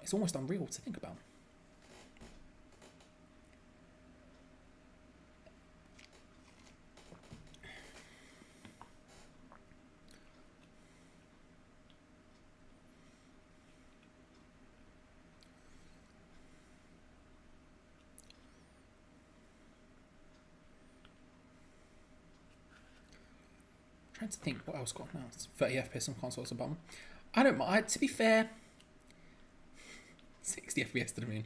To be fair, I don't mind too much about frames. Like, unless if I'm playing something competitive, like saying I'm playing online, then I'm like fussed about the frames because obviously it's affecting you when you're trying to face someone. Be it doesn't matter what you're playing, whether you're playing FIFA or a fighting game or a shooting game like COD or whatever. It doesn't really make a difference, right? Like when you're playing online against other people, then I not worry, but then I'm bothered about FPSs, like when I'm bothered about frames. But like when I'm playing just single player by myself, I'm not really too fussed. As long as it's like a steady 30, you know what I mean? Then I'm fine with it. Like on PS5, whenever I play, like whenever I get given the option, like do you want to do high fidelity mode or high performance mode or whatever, I always pick fidelity every single time. Yeah, I'm never too fussed about it. But if I'm playing online, then it's a different story. Plus, to be honest, with that game, I'm just like, if they manage to make it work, that's more impressive to me than 60 versus 30 is like, it is what it is. But if they somehow manage to make it actually work, that's the thing I'd be looking more like towards, if you know what I mean.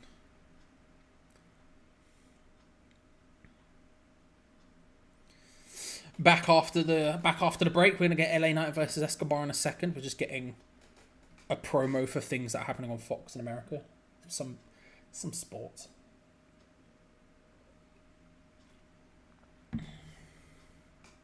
Here we go. Oh, they come back and the match is literally already underway. LA Knight, big chin lock on the floor, cinched in. And LA Knight, despite being the heel in this matchup and doing heelish stuff right now, crowd fully behind him. Talking very loudly to Escobar there. I didn't hear what he said because I was talking, but my lord, was my man giving instructions. Big diving crossbody from Escobar. Shoulder barges. Knocks down LA Knight. Oh, nice tilt-a-whirl backbreaker.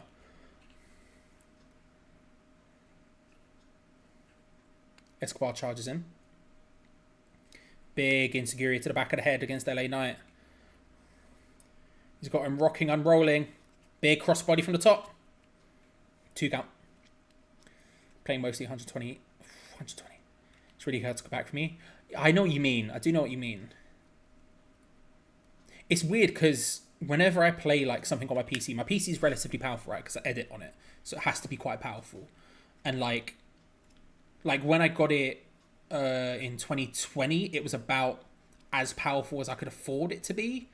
Now is obviously a little bit done. Since then, the 30 series and the 40 series have come out and stuff, so it's a bit different. But like LA Knight with the jumping elbow drop from the LA Knight, yeah, 2 count. But I play like quite a few games on it that I've played on just various different places before, and it is kind of comical how much smoother and like higher quality the experience is on the PC, especially some of the older games. I've been playing XCOM Enemy Unknown from 2012 again for some reason, and like playing that on my PC versus playing that on PS3 where I originally played it. It's mad. Escobar on top of LA Knight's shoulders.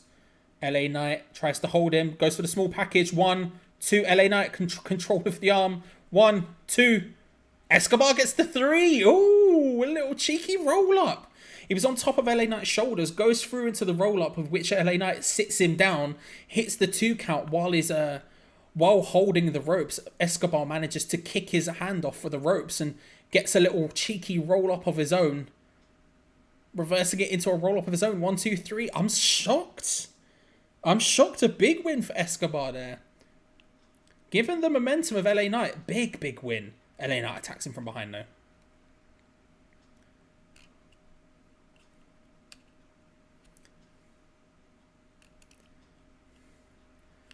And as he attacks him, out comes Rey Mysterio to defend Escobar, chases LA Knight off.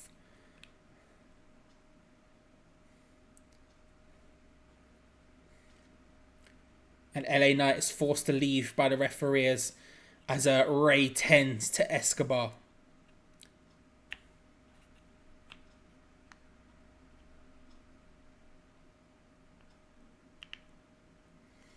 Up next will be decision time. As they phrase it, will Jey Uso fall in line and will be next? He can't. Surely he can't.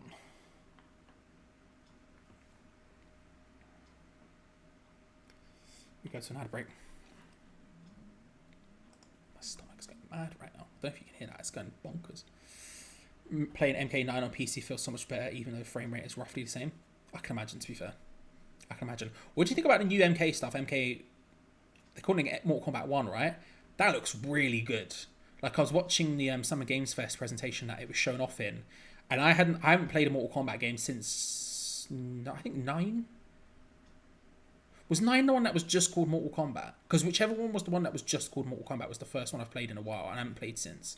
But MK, while I was watching that MK1 stuff, I was like, ooh, I want to be playing that.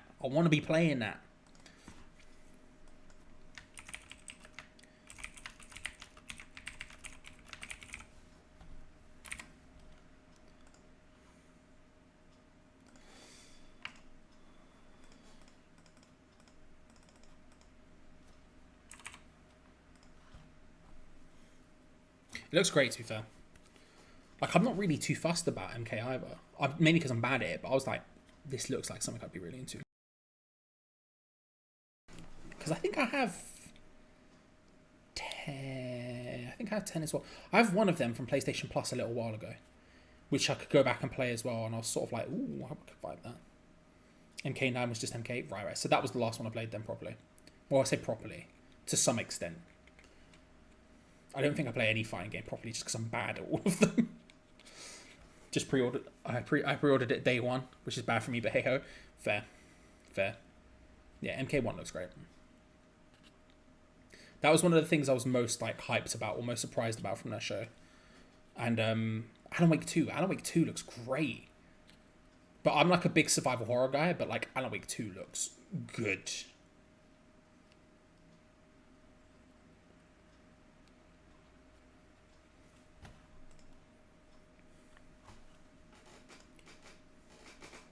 The revamped story had me buzzing? Yeah.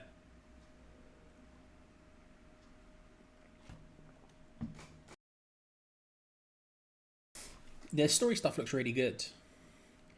Like, because that was what got me about the MK9 was like, or MK, was like, that story was like, the story stuff they did, like, the story stuff Mortal Kombat's been doing has been really, really good.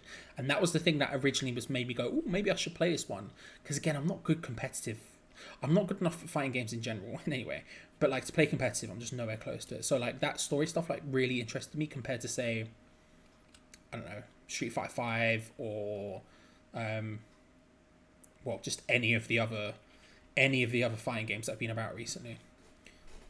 And so I think that's probably why watching the MK1 stuff from Summer Games Fest last week was so like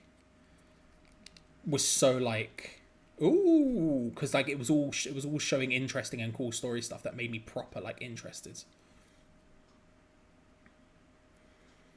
Like the alternate timeline, going back, starting from the beginning. Characters being slightly different. It felt sick. We cut backstage after the ad break to Jey Uso walking through the backstage area. Oh, he stops and looks at Sami.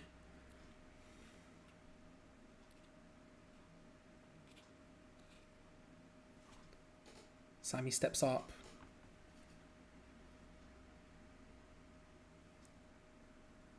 Sami just nods and walks away. Sami just gives him a sort of knowing nod and leaves. As Jey makes his way to the ring, Roman's theme begins. Oh, it's big. It's big. Chuck Norris popping up in the Dead Mate, the Dead by Daylight stuff. Just wild. I messaged it to my girl. I took a screenshot of the Dead by Daylight of the presentation they were doing and just went, it's going normal. She was like, what is happening, Charlie? I was like, I don't know, bro. I don't know. Yeah, Nick Cage. He popped up somewhere else recently. Oh, he was with Hideo Kojima yesterday. That's what it was. I saw Hideo Kojima posting on Twitter just a picture of him and Nick Cage together. And I'm just like, fair enough. Two men who are just living their best lives at all time. Out walks Roman, which means we've got about 18 minutes until anything happens.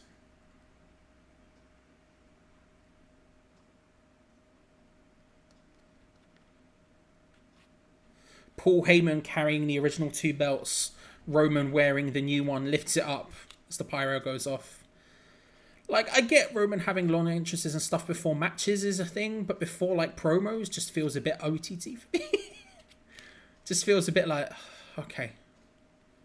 Alright. Can we just, like, it annoys me enough in matches because I'm like, can we just skip to it? But, like,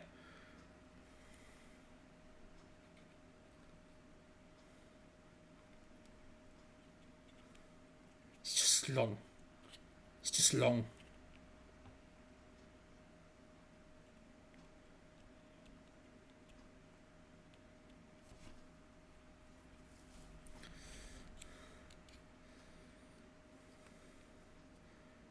As solid as Roman's theme is, you know?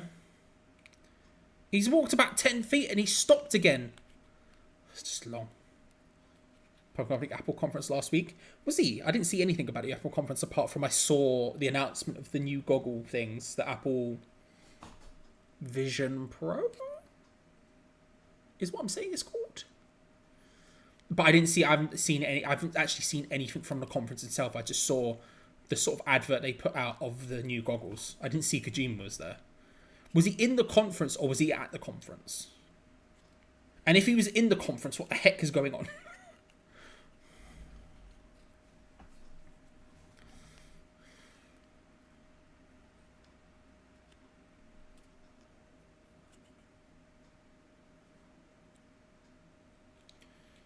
Roman's walked another 5 foot and has decided to stop again. You know how these things go. Oh, they're porting Death Stranding to Mac. Fair enough. Haven't played Death Stranding yet. I saw it last week. I was scrolling through my PlayStation and I saw it and I was like, I could download that and play it now. Like, I've got the hankering for Death Stranding a little bit, but I haven't played it yet still. Somehow. Roman's walked another 5 feet onto the ring apron. He's now lifting up his finger. The entrance continues.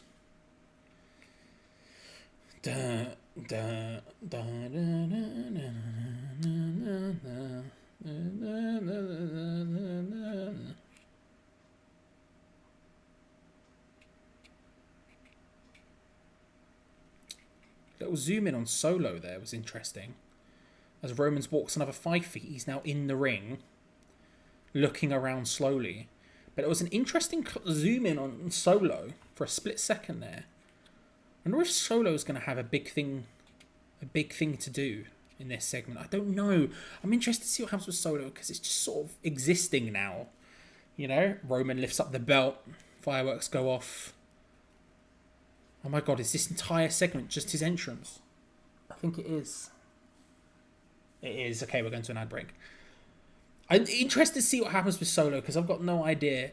You could be setting up for a main event situation in which it be the Usos versus Solo and Roman.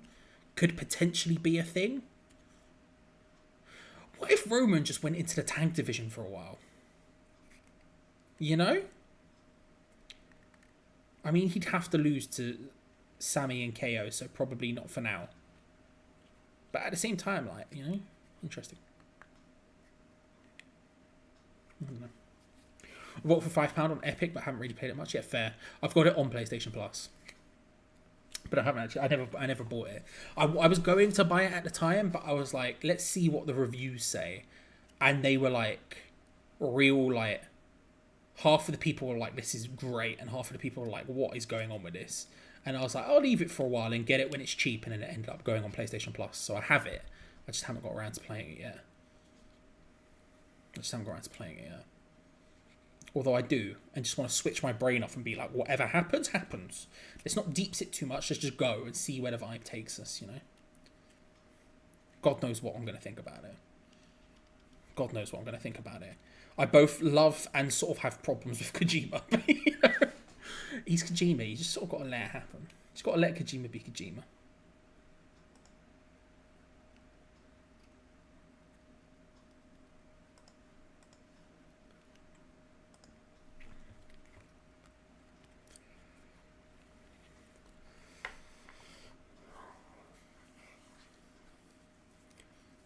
This is one of the things I like about watching AEW Plus as opposed to AEW on ITV or WWE on BT. It's just having the ad breaks not be ad breaks. Just being able to watch, like, because a lot of their matches go through ad breaks, but being able to actually watch the match as it's still happening during the ad break regardless. And sometimes you do just get the AEW Dynamite theme song playing in the background, but that's fine. As opposed to having to watch the same 5-6 adverts again and again and just being like, what can you do? It's different when you're sitting and watching it in this sort of setting as opposed to like just watching it when you're doing other things or like I'm working or just watching it in general. You can just go and do something else. As opposed to, yeah. I don't know. Yeah, it's quality on AEW Plus. Yeah, it is. I miss back when AEW, because I've had AEW Plus since the beginning. And I miss back like when they first started doing it, where they would go to the ad break and still continue to show stuff.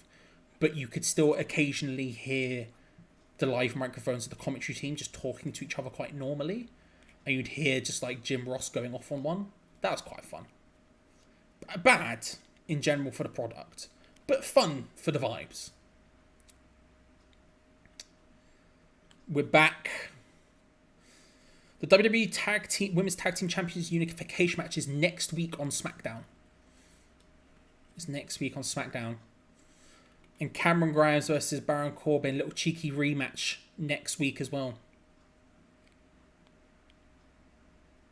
I hope Cameron Grimes does bits on the main roster. I really do. For some reason I doubt it, but I really hope so. Also next week we're going to have Shotzi versus Bayley basically in another Money in the Bank contender match, even though Bayley's already confirmed for the match. We're basically just going to have another one for the vibes. Could potentially be a situation in which her place gets costed, Shotzi goes in, and then we see what happens at the pay-per-view maybe. Don't know, we'll see. In the last SmackDown before they go abroad and head over here.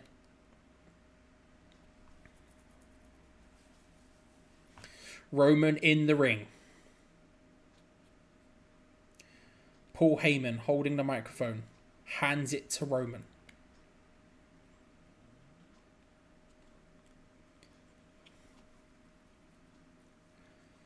$13 minutes to fill. Let's see what happens.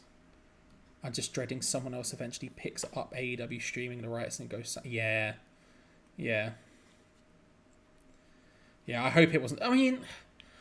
I guess ultimately from like a fan point of view, like I just want it to be in wherever the cheapest place possible is. And the reason I pay for AEW Plus is so I can watch it live.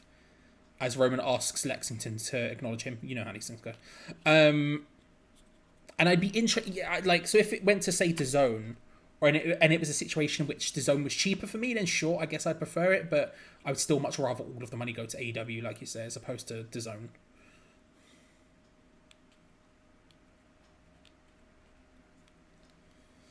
Out comes Jey. Roman gets acknowledged and out comes Jey.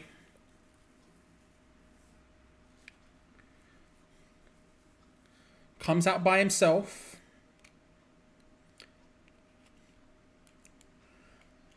Interestingly wearing a white variant of the shirt compared to the black variants, the black and red variants we see of the Bloodline at all times. And both Roman and Solo both have black and red on, whereas Jey does have the white and red variant of the shirt on. Maybe a little something to pick up on there. Maybe, I don't know. We'll see. Look it down like this. Jey has a microphone. He's pacing back and forth, clearly very agitated. Zone's got TNA. Does it? So if both were to go on there, it would be a bonus. I guess it wouldn't be too much of us. Yeah, fair. I didn't even know they had TNA on there.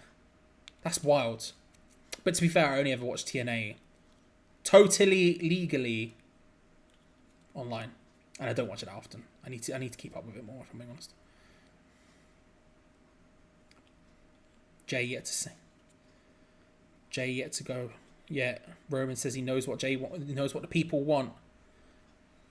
After the chants of Uso come from the crowd, he says they want answers. Are you in or are you out? Asks Roman.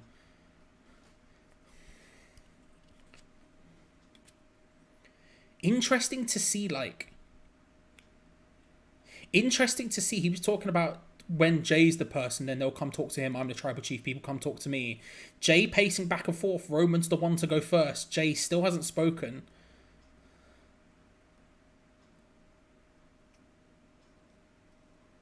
Jey says, you tell me.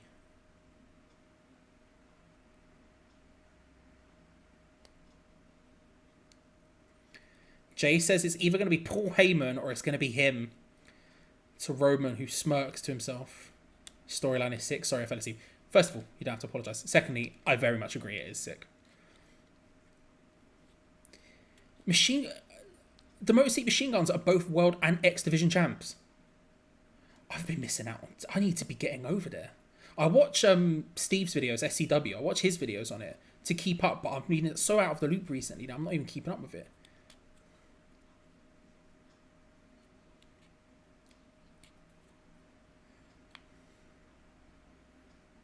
Subscribe to SCW if you're not already, by the way. Great lad.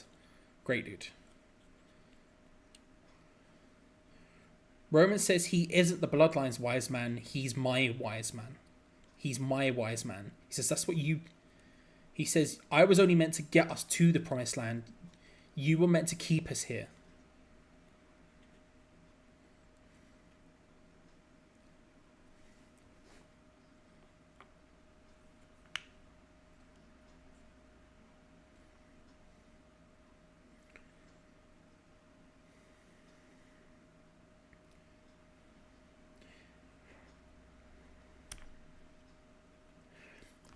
Roman says that the wise man suggested we start grooming you now, but we've been doing it for 3 years. That's why you're the main event. Jey Uso, 3 years of equity input into you.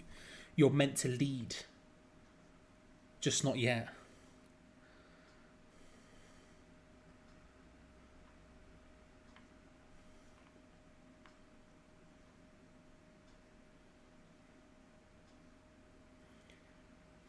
Roman says the problem isn't the wise man, the problem is Jimmy.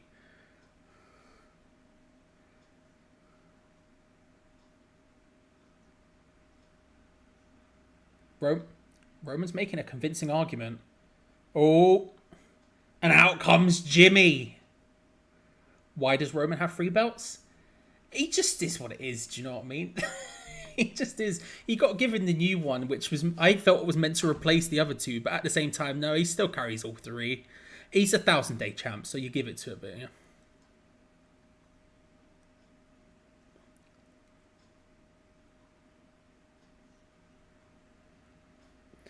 Jimmy comes out, he says he's grooming you, but he's actually using you. Again, Jimmy, interestingly, wearing almost exactly the same stuff as Jey.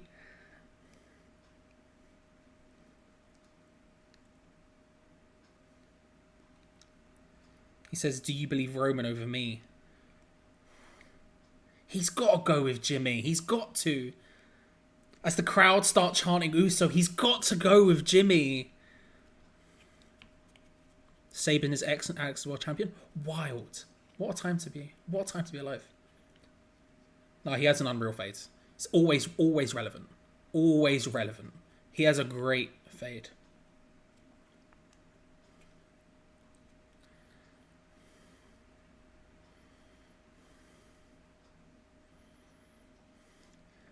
He said, Jimmy's the anchor, I'm the wings. I lift you up, he lifts you down.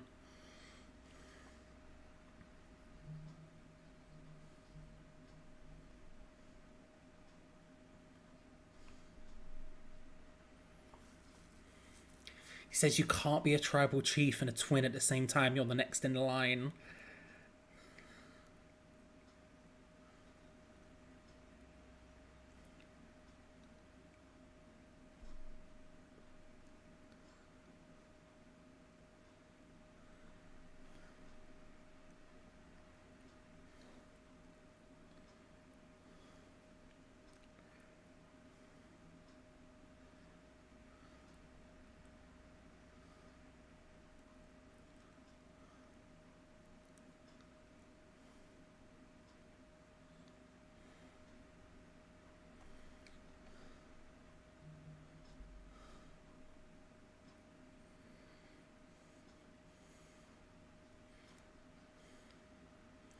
He said, he asked the wise man, when we named him the successor, who was the only person who had a problem with it? He said it wasn't the wise man, and they both point at Jimmy.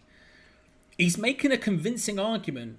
It's one that he desperately should see past and not go for, but he's making a convincing argument. And Jimmy's argument so far has not been convincing at all. He's just basically said, do you believe him over me? Which is the correct thing to say, but in this scenario specifically, when someone's torn up like that, and now Jey turns slightly away. He's looking at Jimmy, everyone facing him. Ask Jimmy if it's true what he said.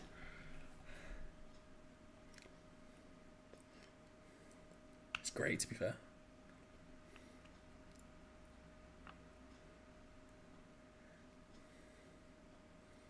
Jimmy says it's true. To which Roman laughs. Jey's pacing back and forth. He's barely breaking eye contact with Jimmy right now. Jimmy can't look up. Jey's pacing back and forth. He's just staring him down.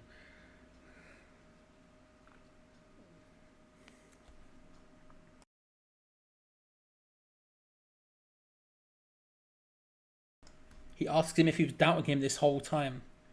He says he expects that from Roman, but he doesn't expect it from him.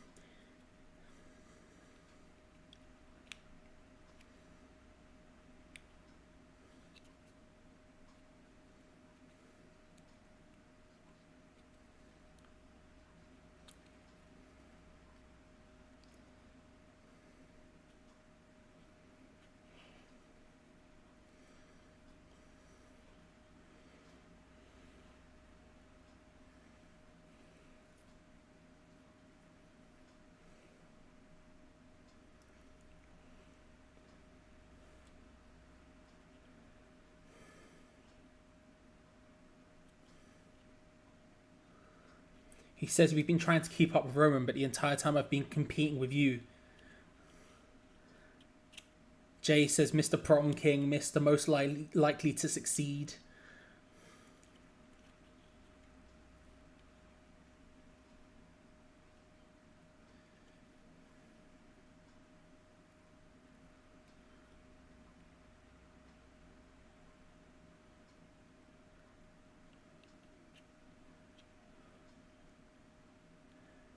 Oh, Jey's making a bad decision. He says, you got her, I stepped up.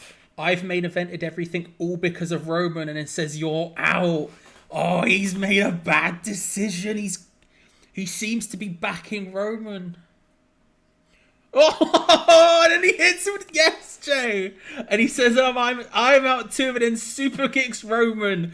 Correct decision, bro. Correct decision. Solo's fuming. The correct decision. That's what I'm talking about. Tries to hit Jey. Double super kick to Solo. He's out of the ring. And the Usos are flying. Let's go. Let's go. I was worried for a second there. Jey fully had me.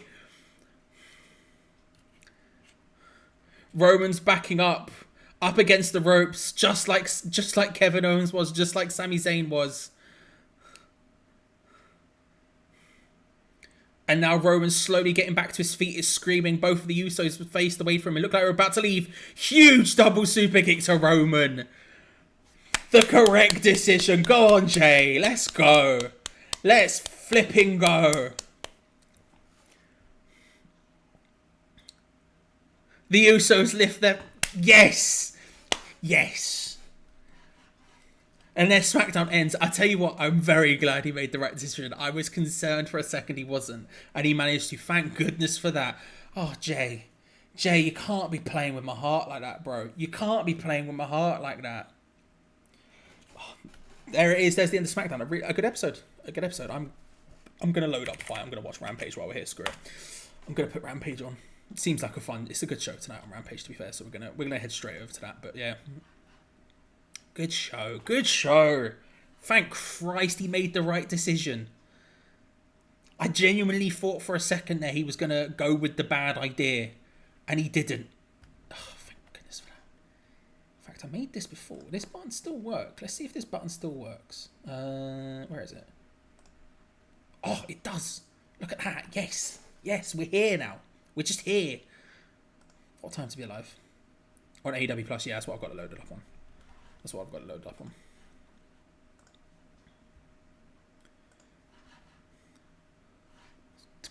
It's glitching all kinds of out on my stream right now, but it's good.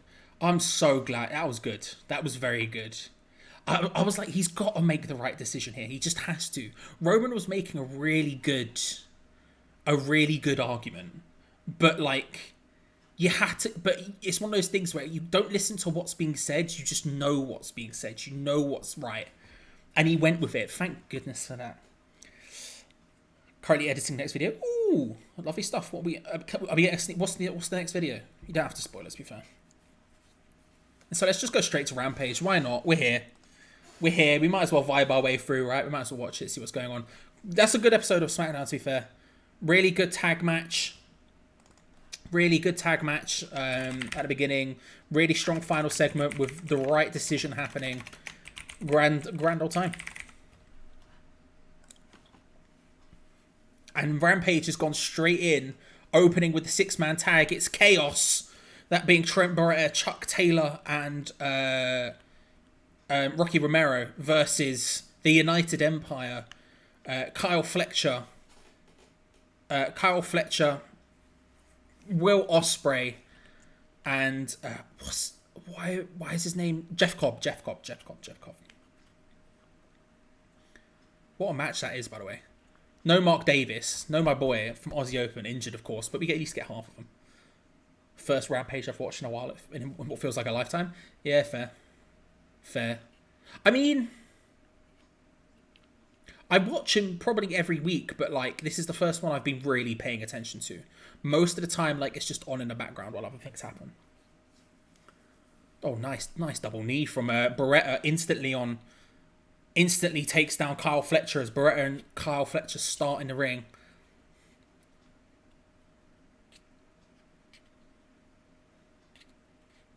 Oh, nice little escape there from Fletcher. And Ospreay looking for the tag in. I normally skip Rampage, can't lie. It's been very skippable for a long time. Like, I'll put it on in the background because, like you say, I just put it on my second screen. I've got 2 screens. I'll sit here editing and it'll be on the screen or whatever. But it is very, for the longest time, it's been super skippable. Ospreay in against Rocky Romero. Ospreay, a couple of elbows to the side men, and now he's off with the shots on Rocky. Ooh, big chop. Just 2 might be... Ooh, scroll on a secret invasion. Nice. Okay. I'm picking up what you're throwing down.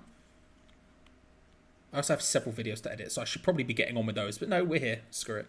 We're here now. I hate it, promo, bro. It's it giveth and it taketh away, let's say. Although it's the only editing program I really know how to use properly. It's the Adobe Suite, so... Rocky going for a double shoulder tackle on Jeff. Oh, nice. Love that.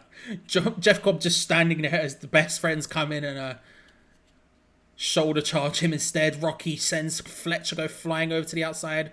All 3 of them on the edge. Outside.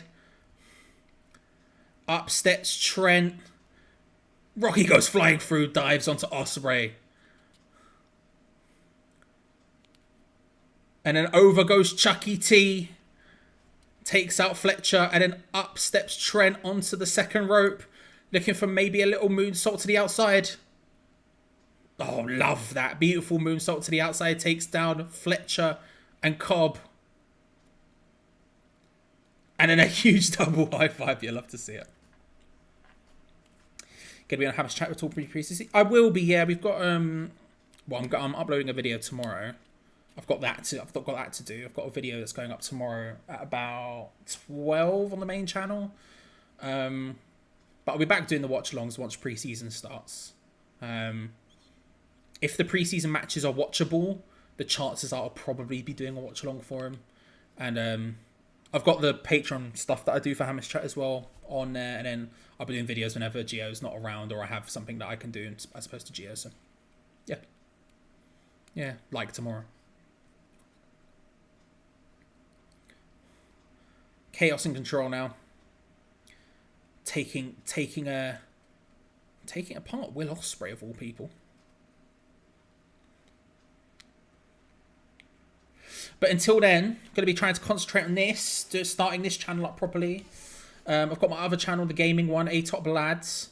I recorded a video for that literally yesterday, although we'll see what happens with that. I'm trying to start those up again and really get them going. Because I've had them for so long and I keep stopping and starting. While I have the time where there's no football matches, I'm going to try and give them a shot at actually trying. So, you know, watch-alongs for wrestling and then gaming videos. I'm not sure in what form exactly, but that'll be on A-Top Lad.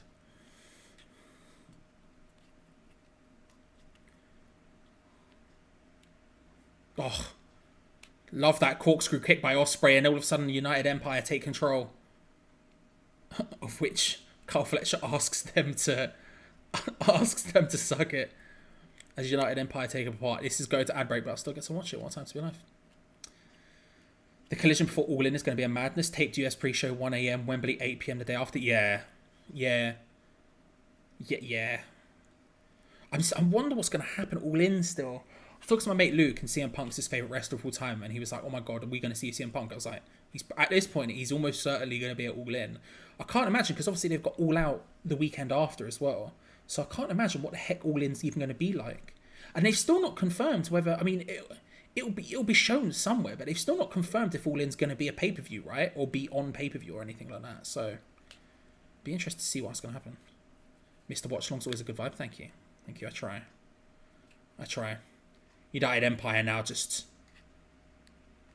chopping the heck out of Chucky T, Fletcher and Ospreay. But yeah. Thank you for that. It's very kind of you to say. I've dropped my thing. It's very kind of you to say. I try. I try to be as dumb as possible. So, you know.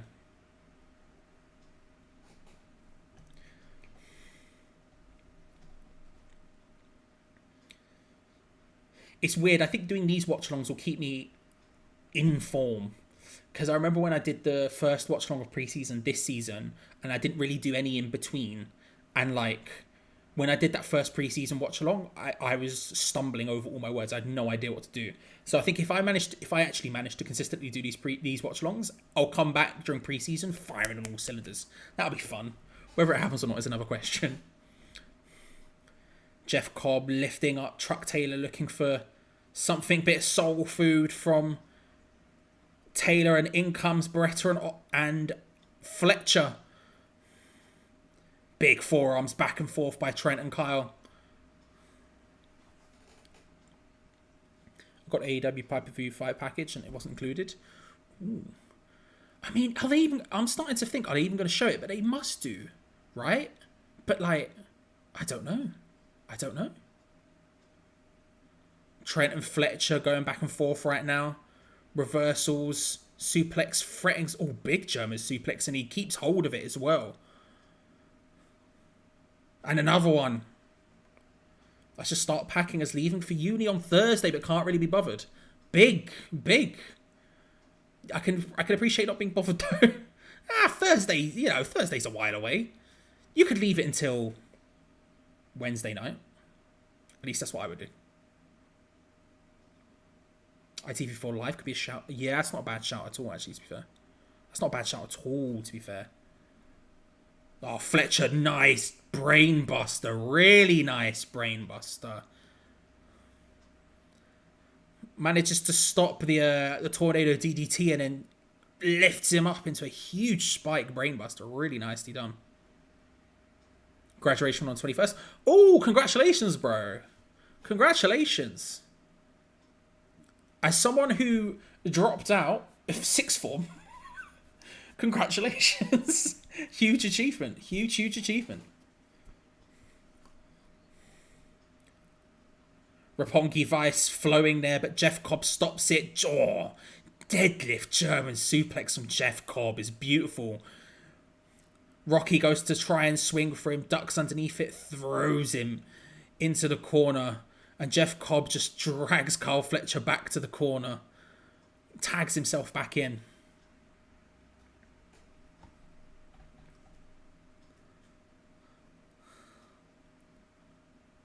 Rocky tags himself in off the back of Trent. Nice double knee. Roppongi Vice tag teaming up against Jeff Cobb here. Another double knee strike. Up comes Chuck Taylor. Oh, big body slam and then shows off the guns. You love to see it, Chuck. You love to see it. Big German, big European uppercut. Soul food half and half combination from the best friends. And now maybe looking for that three-way hug between all of Chaos. You love to see it. The hug is in. Oh, and Jeff Cobb trying to suplex all three of them. Could only get two of them up. Rocky just about survives. Jeff Cobb catches the kick. Ducks underneath the first Enziguri back reverse heel kick from Rocky. Cobb dives out of the way. Big uppercut once again from Rocky. Jumps. Looking for the Hurricanrana. Caught by Cobb. Lifts him up into the powerbomb position. Drops him down into the belly-to-belly suplex. Jesus Christ, that's impressive from Jeff. That's incredibly impressive. And now Ospreay tags himself in. In comes Will Ospreay. Oh, huge big kick to the corner. Flies up to the top rope. Oh, big forearm. Diving elbow, forearm strike from the top. And as Rocky comes to his senses on the floor, Ospreay takes his... Looking for the hidden blade. Oh, love that reversal from Rocky. Oh, it was close. Close. Oh, nice big uppercut. Fletcher comes in with a kick. Chucky T with the knee. Drop kick from Jeff. In comes Trent looking for the jumping knee strike. Great catch from Jeff Cobb. He's so strong. Oh, looking for the spinning DDT tornado does. Ospreay just getting up to stop. Oh, nice big heel kick. Hook kick, sorry. Oh, Ospreay loved that reversal into the powerbomb position. Gets hit with the clothesline from Rocky. Go on, Rocky. Let's go. Let's go, Rocky. Leaving Cardiff for Devon. What a downgrade. Fair. Did you go to uni in Cardiff? Or did you go to uni in Devon? Me and my girlfriend are planning on going to Cardiff soon. And part of me wants to go and stand on the... Oh, big hidden blade from Ospreay on Rocky Romero. That's got to be it. 1, 2, 3. It's done. It's over. Part of me wants to go and stand on the... United Empire would have been Ospreay with it after the hidden blade. Calling his shot for Kenny. Yeah, part of me wants to go and stand on the bit from where the elevator in Torchwood goes up and down. It's a big thing I want to do when I go to Cardiff. Punk versus Danielson would bang at Wembley unless Punk turns before then. Yeah. I think, yeah, I mean, it's got to be something big. I mean, really anything to do with Punk will be big at that point, but obviously we'll have some stuff from then, so we'll see what happens, but maybe Punk versus Joe as well, potentially. We'll see. Ospreay's class. Ishak, good to see you, sir. Hope you're well. Jay needs to dethrone Roman at SummerSlam. F. Cody Rhodes. Yeah, I guess, right? Jay... I mean, I'm just happy Jay... I've said this many, many times. I'm just happy Jay chose the right person. You know, I was a bit concerned it wasn't going to happen. He seemed to be setting up to go the wrong way, then ends up hitting Roman. Good times. I still think Cody being on a different brand... we'll see what happens with Cody. It still feels like Cody has to beat Roman, right? It just has to happen. But equally, Jay has to beat Roman at some point. But will it be for the titles or not? Like I was saying, we were talking about what's going to happen at Money in the Bank, right? And I could see a situation in which they put maybe a tag team match together, Solo and Roman versus the Usos at Money in the Bank. Potentially feels like something they could push towards. Who would you have to beat Roman? Jay, Cody? What are we thinking? When I think of Ospreay, I remember when they renamed his cheeky hands kicking the ID as well. They did do that. Alex Shane on commentary. Didn't they just call it the cheeky? Didn't they call it the cheeky kick or something? It was something, or did it rhyme with Nando's? I can't remember what they called it, but I remember it happening. Justin Seisman, World of Sport champion forever. You love to see it. I've studied in Cardiff for the past 3 years. I'm from Exeter. Right, fair. Exeter's nice. Exeter's good, to be fair. Exeter's a lovely place. I mean, I haven't been there for many, many years, and I only went there as a kid, but I remember going, oh, this is nice.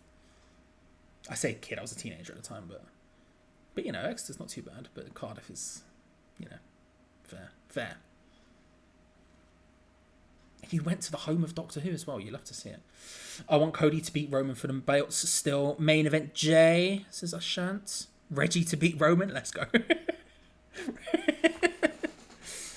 Fernando's kick. You are 100% right, Josh. That's what it was. It was a cheeky Fernando's kick. You're 100% right. Reggie to beat Roman. Where did Reggie turn up recently? Was it on NXT? I can't remember, but it's in the back of my head that he turned up somewhere. But I can't remember where.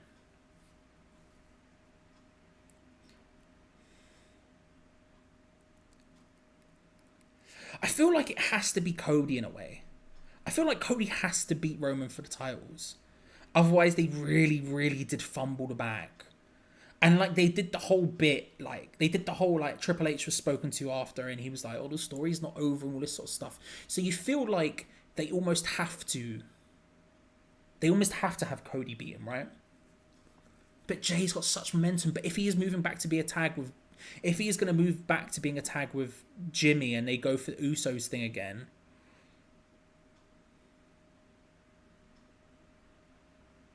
Maybe the next new belt thing they do is maybe they do new tag belts. Maybe they do new tag belts and they introduce a second tag belts to SmackDown and they just reset everything. And maybe the Usos go for that. The Usos will just be on the same brand as Roman though, which was interesting. So maybe you do need Jay to beat him. Or maybe Jay's the one that causes Cody to win. But I feel like Cody's win has to be clean. I don't know, it's difficult. I don't know. Sort of deep singing, I'm not sure. I want to live in London eventually, but I'm not made of money, unfortunately. Yeah, it's quite expensive.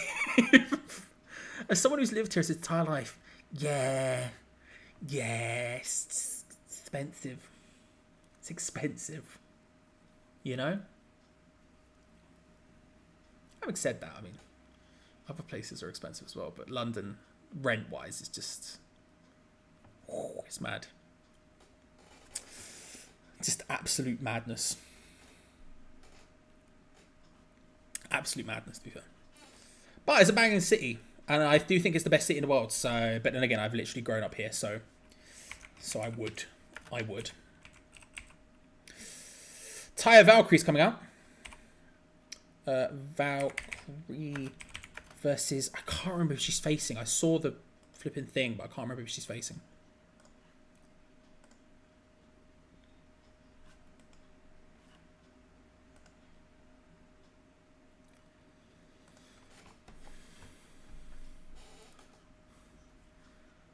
Just replaying what's been happening with the TBS Championship, of course.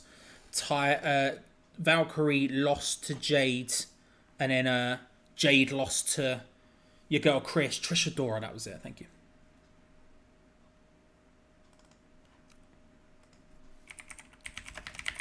This feels like it might be a quick one. Trish didn't even get an entrance, so it feels like it might be a quick one. I've seen her wrestle before, to be fair. She's quite good, but...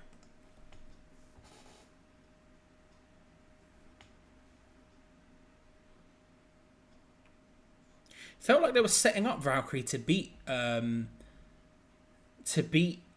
TBS Championship as well, and yet she just didn't do it, and now she's just gone full heel after slapping Trish Adora about right now.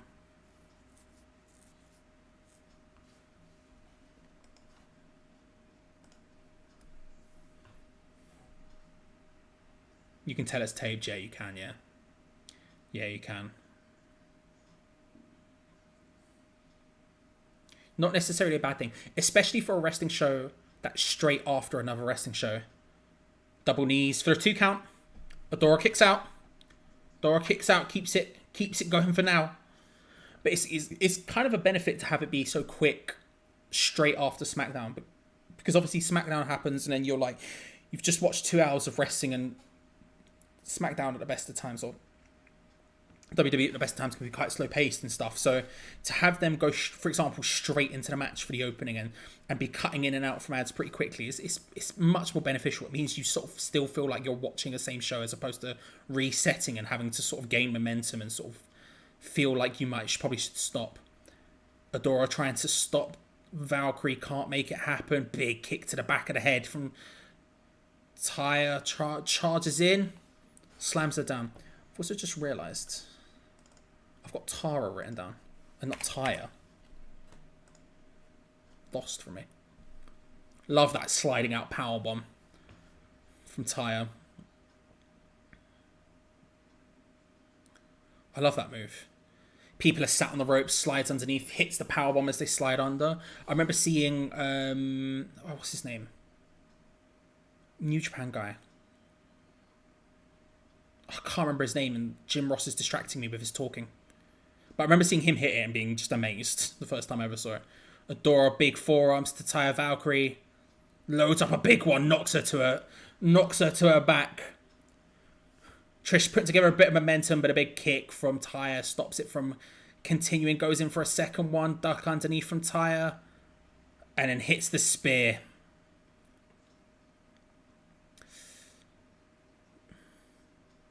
No crossfading in and out of the show. Nakamura does it now. Yeah, he does. What's his name? Ishimori. He was the person I first saw do it. And I was like, that's sick.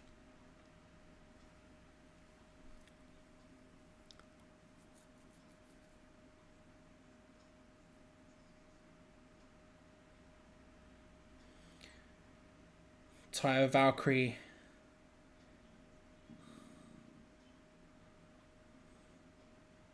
Oh, just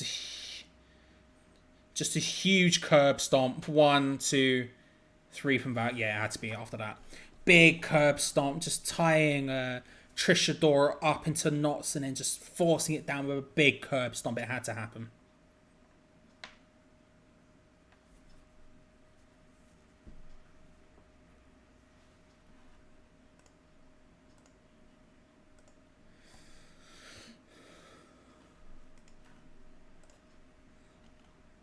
Decent little match. I'm interested to see where Taya goes from here.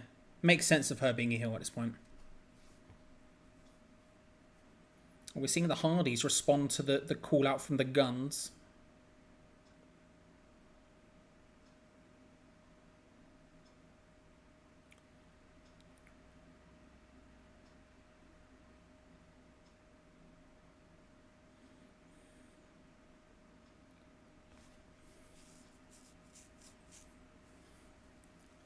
He says it's official. They're going to face them next week. He says the Guns challenge was adorable.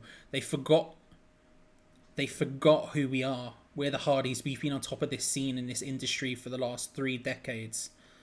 Going into our 4th decade, you're a stepping stone for us to go and win the tag champs.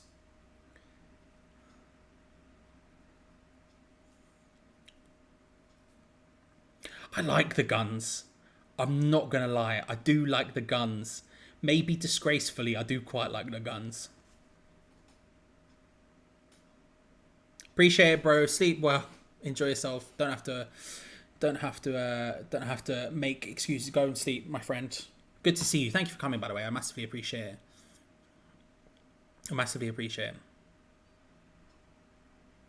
And if you haven't already, subscribe to the Timeless Podcast. Come on now, bruv. Come on now. What are we doing here? If you're not subscribing to the Timeless Podcast, come on. This is the match I really wanted to see. Just because it's going to be completely insane.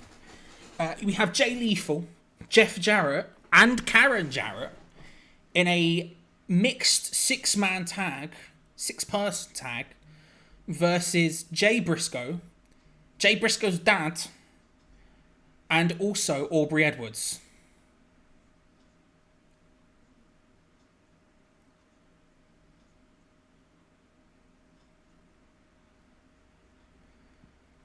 And I don't know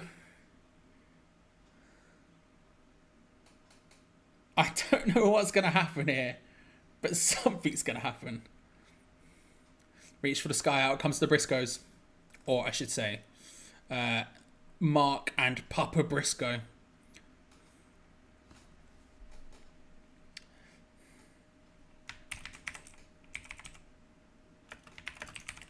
And out comes Aubrey. She's got the ref shirt, but with no sleeves. Let's absolutely go.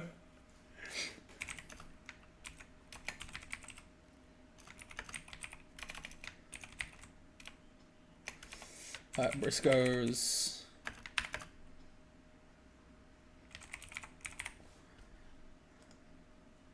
This is just chaos.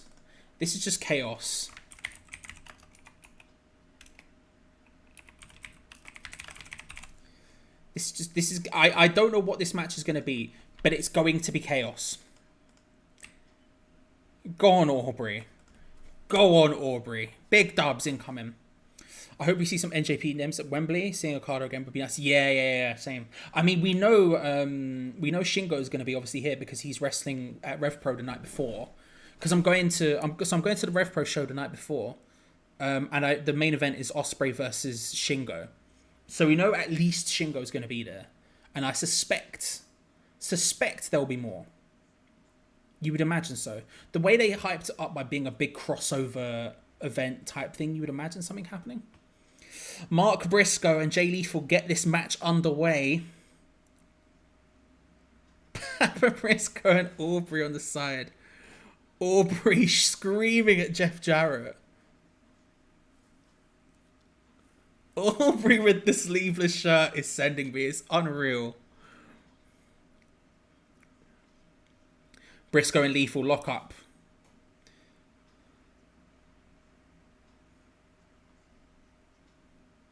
Side headlock takedown up into the push spot. Little tackle by Briscoe.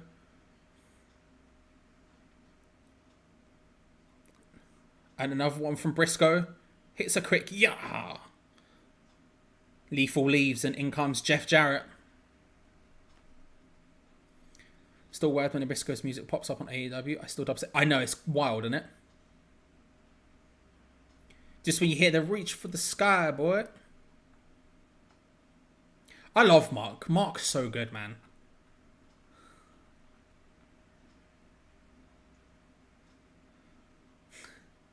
I do love Mark. He's just capable of doing everything and he's so entertaining.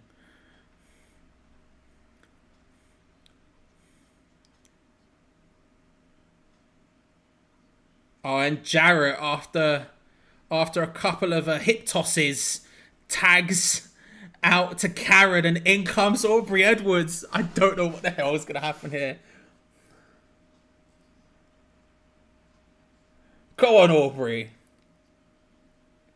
She's circling round and Carrot's just backing out and she tags out to Jay Lethal. Crowd boo and in comes Mark to attack Jay Lethal. Still don't get that moment yet.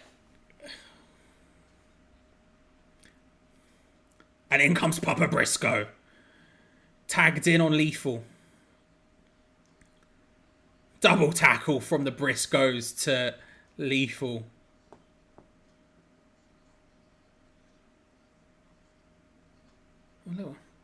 Little lateral press from Papa Briscoe on Lethal there.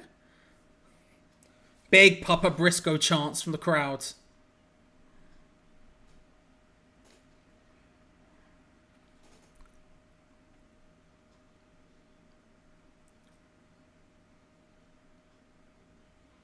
Nice suplex from Mark Briscoe.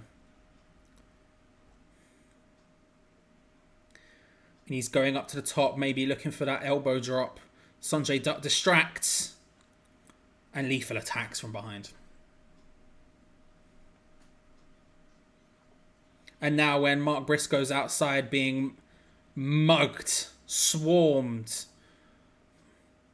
by Jarrett Dutt and Singh.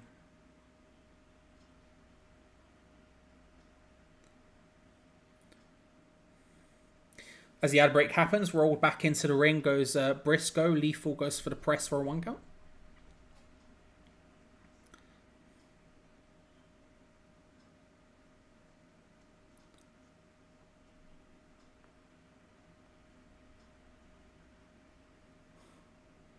Big Irish whip. Out goes Lethal. Oh, nice. Russian leg sweep from Jarrett. It's weird seeing Jarrett in AEW still as well. Like, I don't know, it's just weird. Like, when I see Sting, like, when Sting's music hit in AEW, it sort of makes sense to me now. Like, I see it and I go, oh, Sting, but obviously he's been there for years at this point. But it feels right. I'm like, oh, that's Sting. Sting's a guy. Oh, Karen comes in, does a little backbreaker now. Aubrey starts chasing. Singh just stands in the way, stops Aubrey from being able to get through. Aubrey eventually gets around, but Jarrett's already gone back into her corner. Like, when I see Sting, Sting makes sense to me, but Jarrett doesn't either.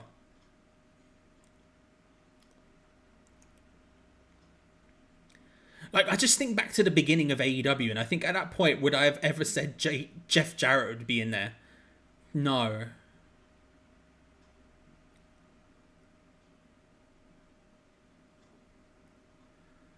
Lethal hitting the Flair strut alongside Jeff Jarrett.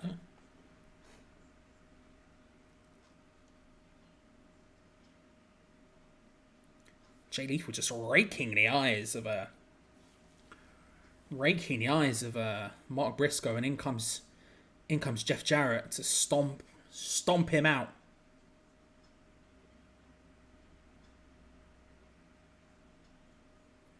And now just going to town on Mark Briscoe as Jeff. Considering Jarrett did SummerSlam last year, nearly a year later, as a higher up wrestler in AEW, seems wild, isn't it? He got his Hall of Fame ring and then went, sweet, I'm off to the opposition.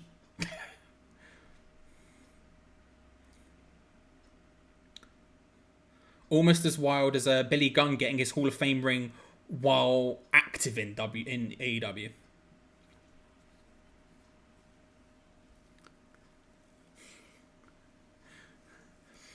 We cut to actual just ads there. Just as we cut to that, you could just hear Aubrey trying to calm down Proper Briscoe, saying he's trying.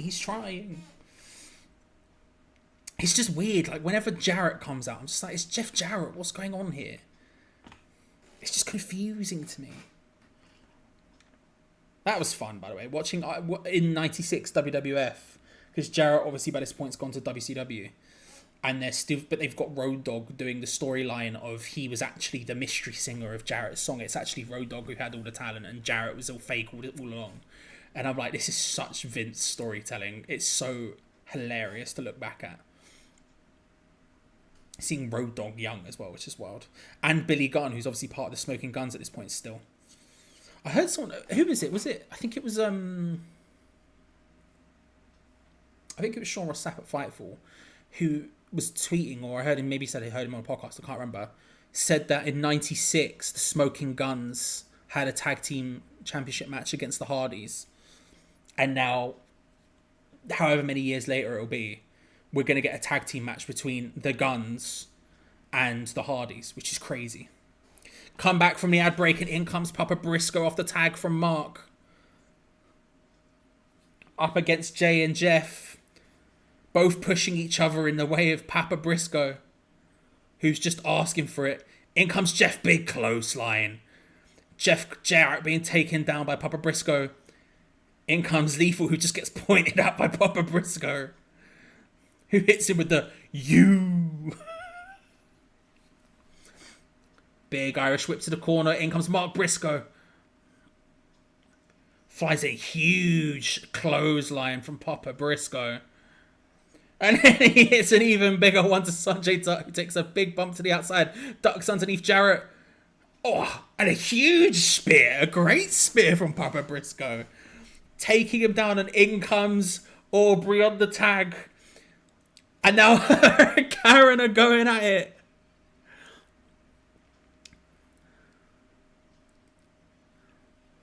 And Aubrey on top just starts swinging punches down. Snap hair takedown from Aubrey to Karen. And another.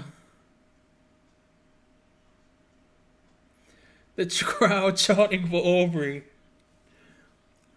Oh, and then Karen hits the eye rake. Oh, and she's been given the guitar. Karen Jarrett's got the guitar. Paul Turner looking to stop it. Aubrey stamps it out, and now she picks up the guitar herself. Aubrey Edwards has the guitar in her hand. Jarrett on the floor.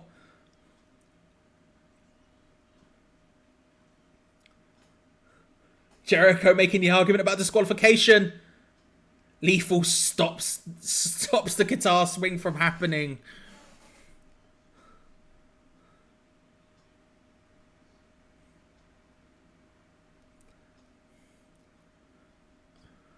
And Lethal almost begging to be hit with the guitar instead.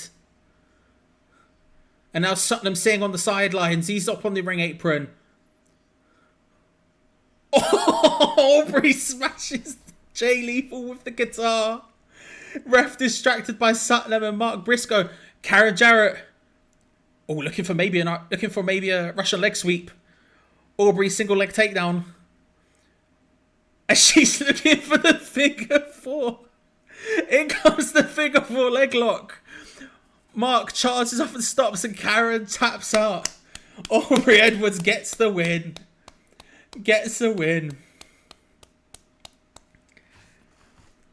taps out Karen Jarrett with the figure 4 leg lock after smashing Jay Lethal with the guitar. Jeff Jarrett tried to come in but was stopped by Mark Briscoe, and Papa Briscoe just lifting up Aubrey's hand.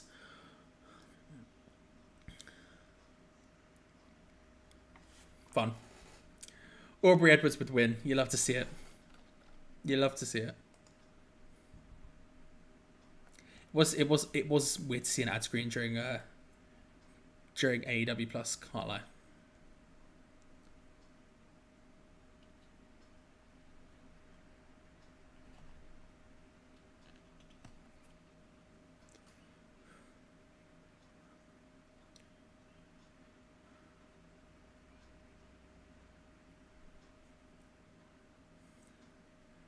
Valkyrie talking about Chris Statlander, who appears to interrupt the interview.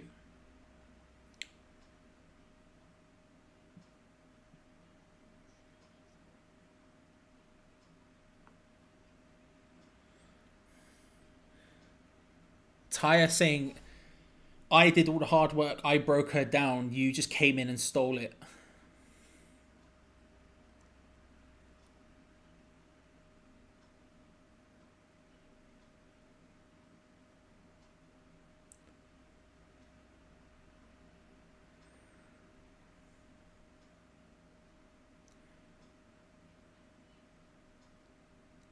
Chris says she'll put out an open challenge next week. And if you want to take it, you want to come take it. As we go for the ad break, next up is going to be a banger. It's going to be Takeshita versus Bandido, which is just huge. Which is just huge. I knew there was something else where I saw that. I was like, Jesus. I am going to go and get a drink in the meantime now. Back in a sec.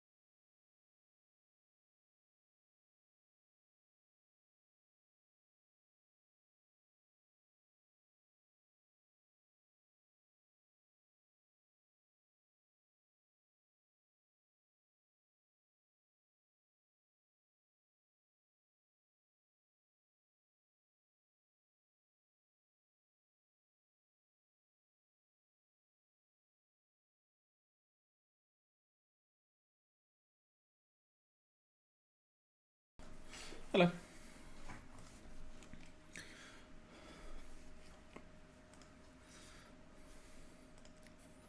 I knew there was another match that was happening on Rampage that I was like, that's huge. No, it's obviously not like a monumental match, but in terms of like vibey matches, flipping Takeshita versus Bandido is pretty up there for big fun matches.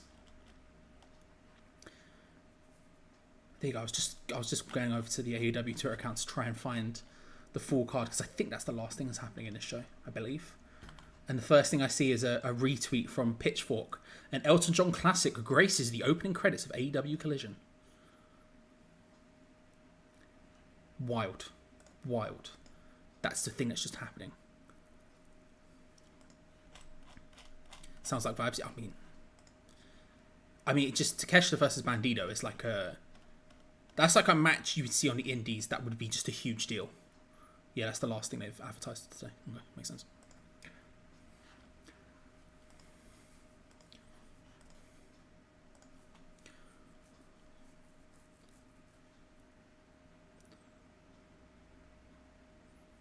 From Goodbye Leah Brick Road, Saturday night, it's alright for fighting. Wild. Oh, they've even put the title sequence up already. I wonder if it'll be a one-off title sequence or whether they'll have that like every week. Interesting. We'll see.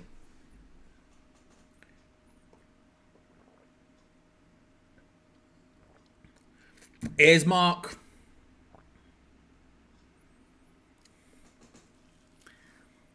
Oh, Mark was going for his classic Rampage. It's time for your main event. But he's interrupted.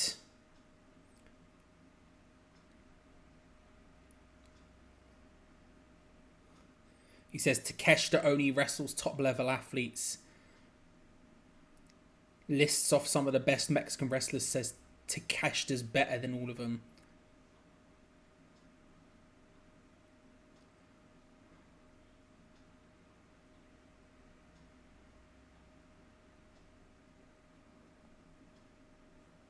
He says he's the god of Lucha Libre in Spanish. Don Callis leaves and Takeshita says a bunch of Japanese stuff I didn't understand.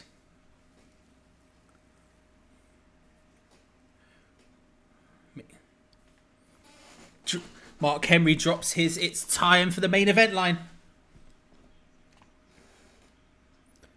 Get a little advert for the get a little advertising for the commentary team of Collision there. I like the Collision graphics package. It's pretty cool. It's pretty good. Miro, I forgot Miro's going to be back as well. They've stacked Collision. Collision looks like a really good show. Claim's going to be talking as well. It's a really strong show they've put together. Andrade versus Buddy Matthews. Miro back. Mad.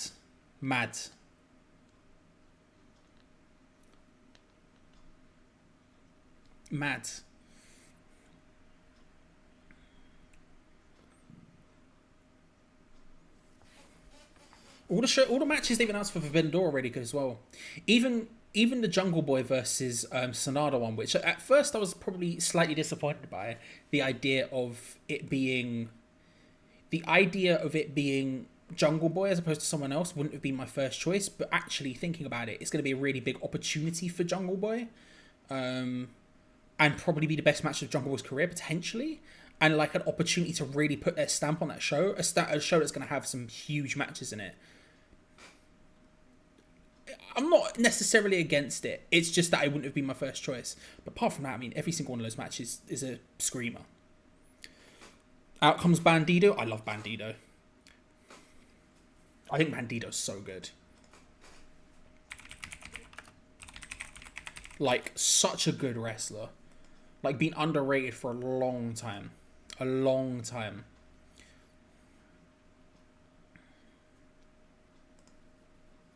Out comes Don Callis. Bringing Takeshita out.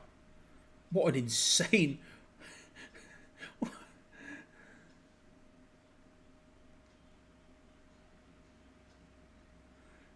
The painting in the background of Gallows and Takeshita as like centaurs. What is going on?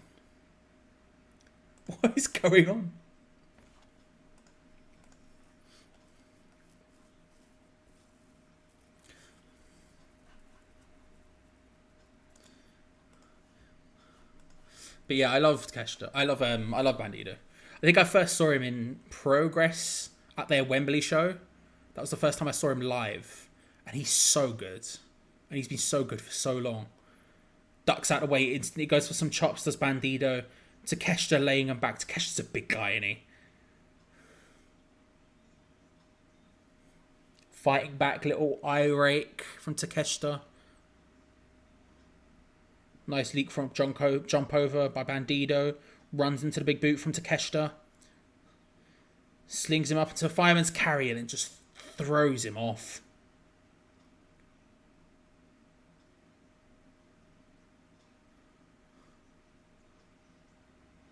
Oh, nice from Bandido, looking for the slingshot suplex thing. Can't quite make it work, and Takeshita manages to get Bandido out. I was going to say something like that, but it baffled me on so many levels. It was just wild.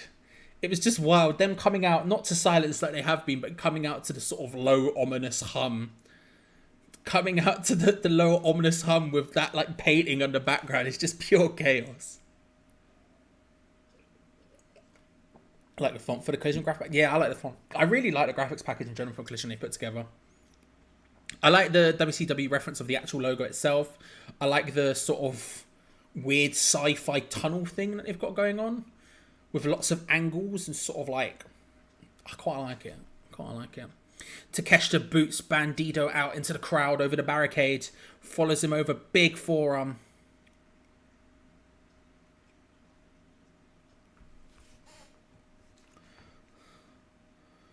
Don Callis says they're just going to keep working until they get Kenny Omega. Until Kenny Omega will wrestle Takeshita.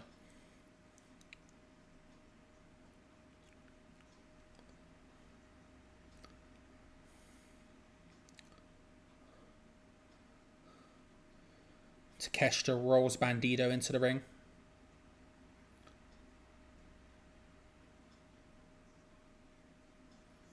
Looking for a big suplex reversal from Bandito. Looking for one of his own.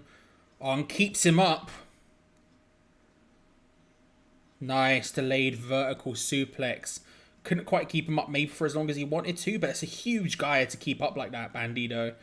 Still keeps him up for about 4 or 5 seconds before he drops. I forgot AEW are now offering pay-per-views on YouTube. Could have got Double or Nothing if I didn't get the pay-per-view package. The Forbidden Door ad reminded me. Oh, are they doing that? I don't know where I don't know how I'm gonna watch that yet. It'll probably be on Fight. It's usually on Fight. Oh, Bandito goes for the delayed suplex yet again. Second time keeps him up for a little bit longer. Not quite maybe as long as he wanted to. Always looked like the balance was a struggle, but he keeps him up for slightly longer.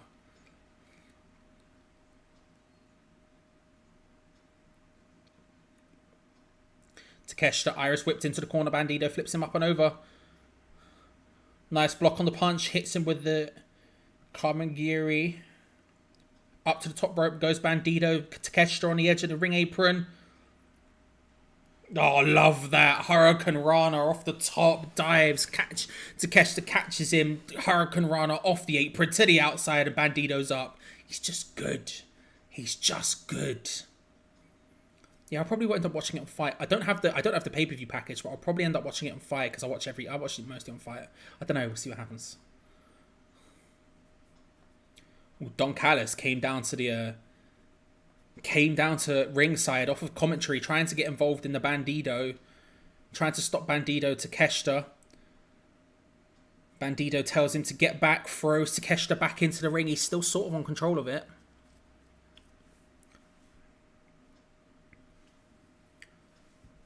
Off the top rope, into the knee. Love that reversal from Takeshita. Then mounts Bandito and starts raining down big punches. Right hands. As we go to an advert, picture in picture. Takeshita in control. Love that reversal, by the way. The jump slinged off the top went Bandito into the... Just sort of drops down onto his knee, just face first. Love that. Yeah, I think it might have been either £1 to £3 cheaper or the same. Would have been more convenient as the YouTube app is ever. That's true. That's true, actually. I don't know. It depends if I'm going to do watch along for it. I want to. I just need to keep trying and we'll see where it goes. Maybe, yeah, it's not a bad shout, actually. That's the point. I'll just go wherever it's cheapest, I guess. I've never bought any pay-per-views on YouTube. I've never even tried to. And I think I've only super chatted someone once on YouTube as well, and that was like years ago. So... How are pay-per-views on YouTube? Do they tend to be alright? I've never tried. All the pay-per-views I've ever bought on Fight have been perfect for me. I've never had any problems whatsoever. Well, none that I can remember anyway.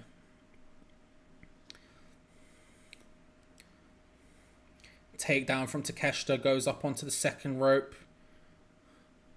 As Bandito's down, big senton from the top. 2 count.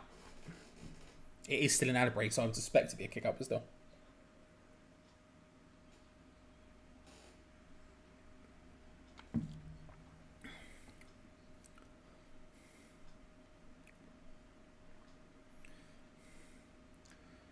Takeshita got Bandito in that big stretch. Stretching out while hitting him in the abdomen. Oh, Bandito looking for the reversal into an abdominal stretch of his own.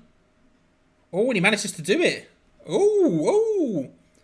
And Takeshita just muscles him out.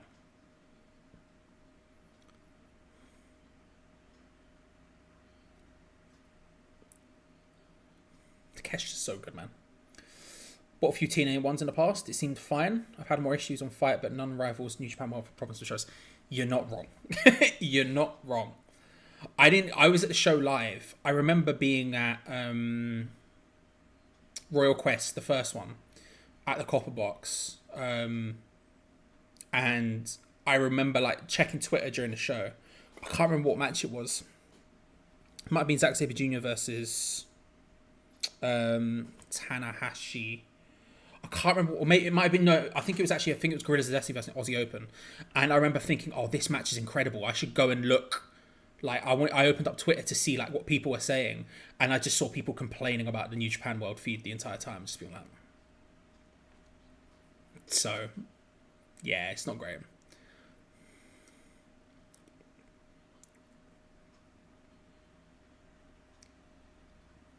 Yeah, I don't remember. I must have had some problems with Fight, I guess, but I can't remember having any significant ones. Apart from on Dynamite earlier this week when the word no just appeared on screen, but I think that was whatever. I went to that show as well, banging show. Yeah, it was an incredible show. That was an incredible show. Aussie Open versus Gorillas of Destiny was great. Zack Sabre Jr. versus Tanahashi was great. Okada versus Suzuki was unreal. There was just a lot of really good stuff on that show. A lot of really good stuff. Back from the ad break now, Takeshita in control of Bandito. He's asking him to get up and inviting him to go for a shot. Inviting him to go for the shot. Both men shouting in their respective languages at each other. Bandito starts raining down shots on Takeshita, who's just trying to firm him, but he's getting a bit more effective as they went on. Oh, Takeshita with a huge clothesline just stops him. And then again, just back on top and just right hands to the face of Bandito once more. Yeah, that show was awesome. I can't remember what match it was. It was the same day as... Was it Norwich? I remember because I went in the morning. I went to the pub and stuff with Gio and other like Hamish Trap people, and I hung out with them until I went to the show and met my mate Luke outside. So I was just already in Stratford and I just went across. And I remember trying to check like the score and stuff. Oh, big DDT from Bandito. Love that. Love that reversal into the DDT. Awesome. Passing the LS as we scored against Norwich in a saving match during the anti-Boris chance. I do remember the anti-Boris chance. I do remember that. It's Zack Sabre Jr., innit? That's what happens. That was around the same time as his infamous Boris chuffing Eaton Johnson promo, wasn't it? Oh, beautiful moonsault off the top to Bandito.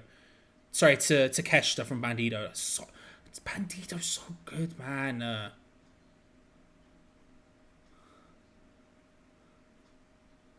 Bandito's one of those guys who I just think is underrated. Like Titan. I think Titan's underrated as well. I remember seeing him for Rev Pro at York Hall years ago and just being like, this kid is sick. Don Callis is sort of hanging around ominously as Bandito throws Takeshita back into the ring. Callis doesn't get involved this time. Bandito looking to slingshot off the top. Ducks underneath does Takeshita. Oh, Blue Thunder Bomb was huge and beautiful.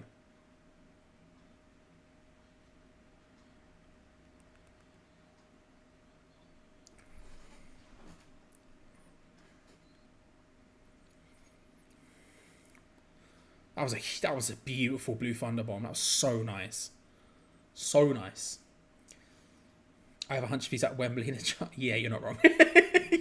You're not wrong. You're not wrong. Oh, Bandito! He's just got Takeshita up in a gorilla press. Left it for one hand for a second as well. Slams him down and then goes flying up to the top rope. Jumps up with ease. He's on the top rope looking for Takeshita, who's still down.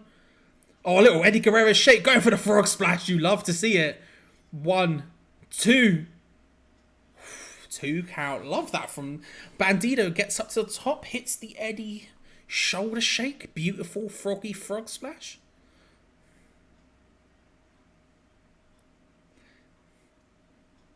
Yeah, I suspect the Boris chants could be quite loud at Wembley. I'm not going to lie.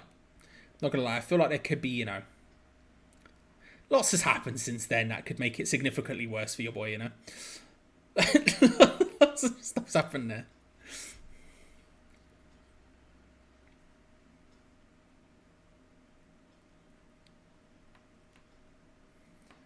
Bandito up to the top. He's going to look for that moonsault. That moonsault slam thing. Don't even know what you didn't call it, but he's seen him do it before. Oh, and Takeshita fights back by biting Bandito.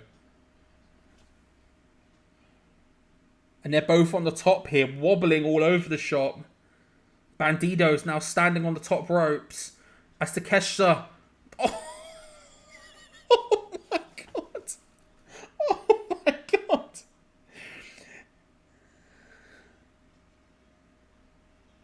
Bandito kicks out.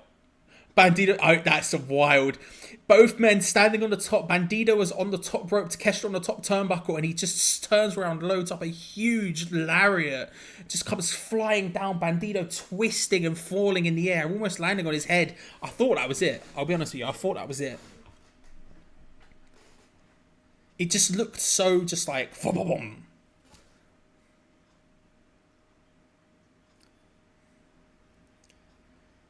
Takeshita looking for the knee. Oh, Bandito just swings him up. Oh! Knee and then hits the V-trigger. He loads him up for the V-trigger and then hits the superplex, but Takeshita lands on his feet. Lands on his feet, beckons Bandito in. Duck under. Roll through.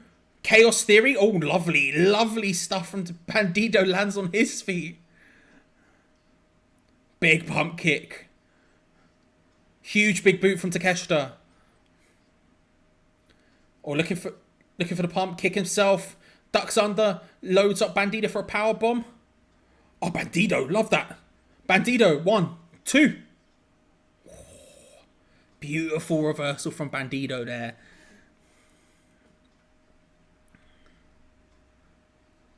Oh, another beautiful move from Bandito. 2 count.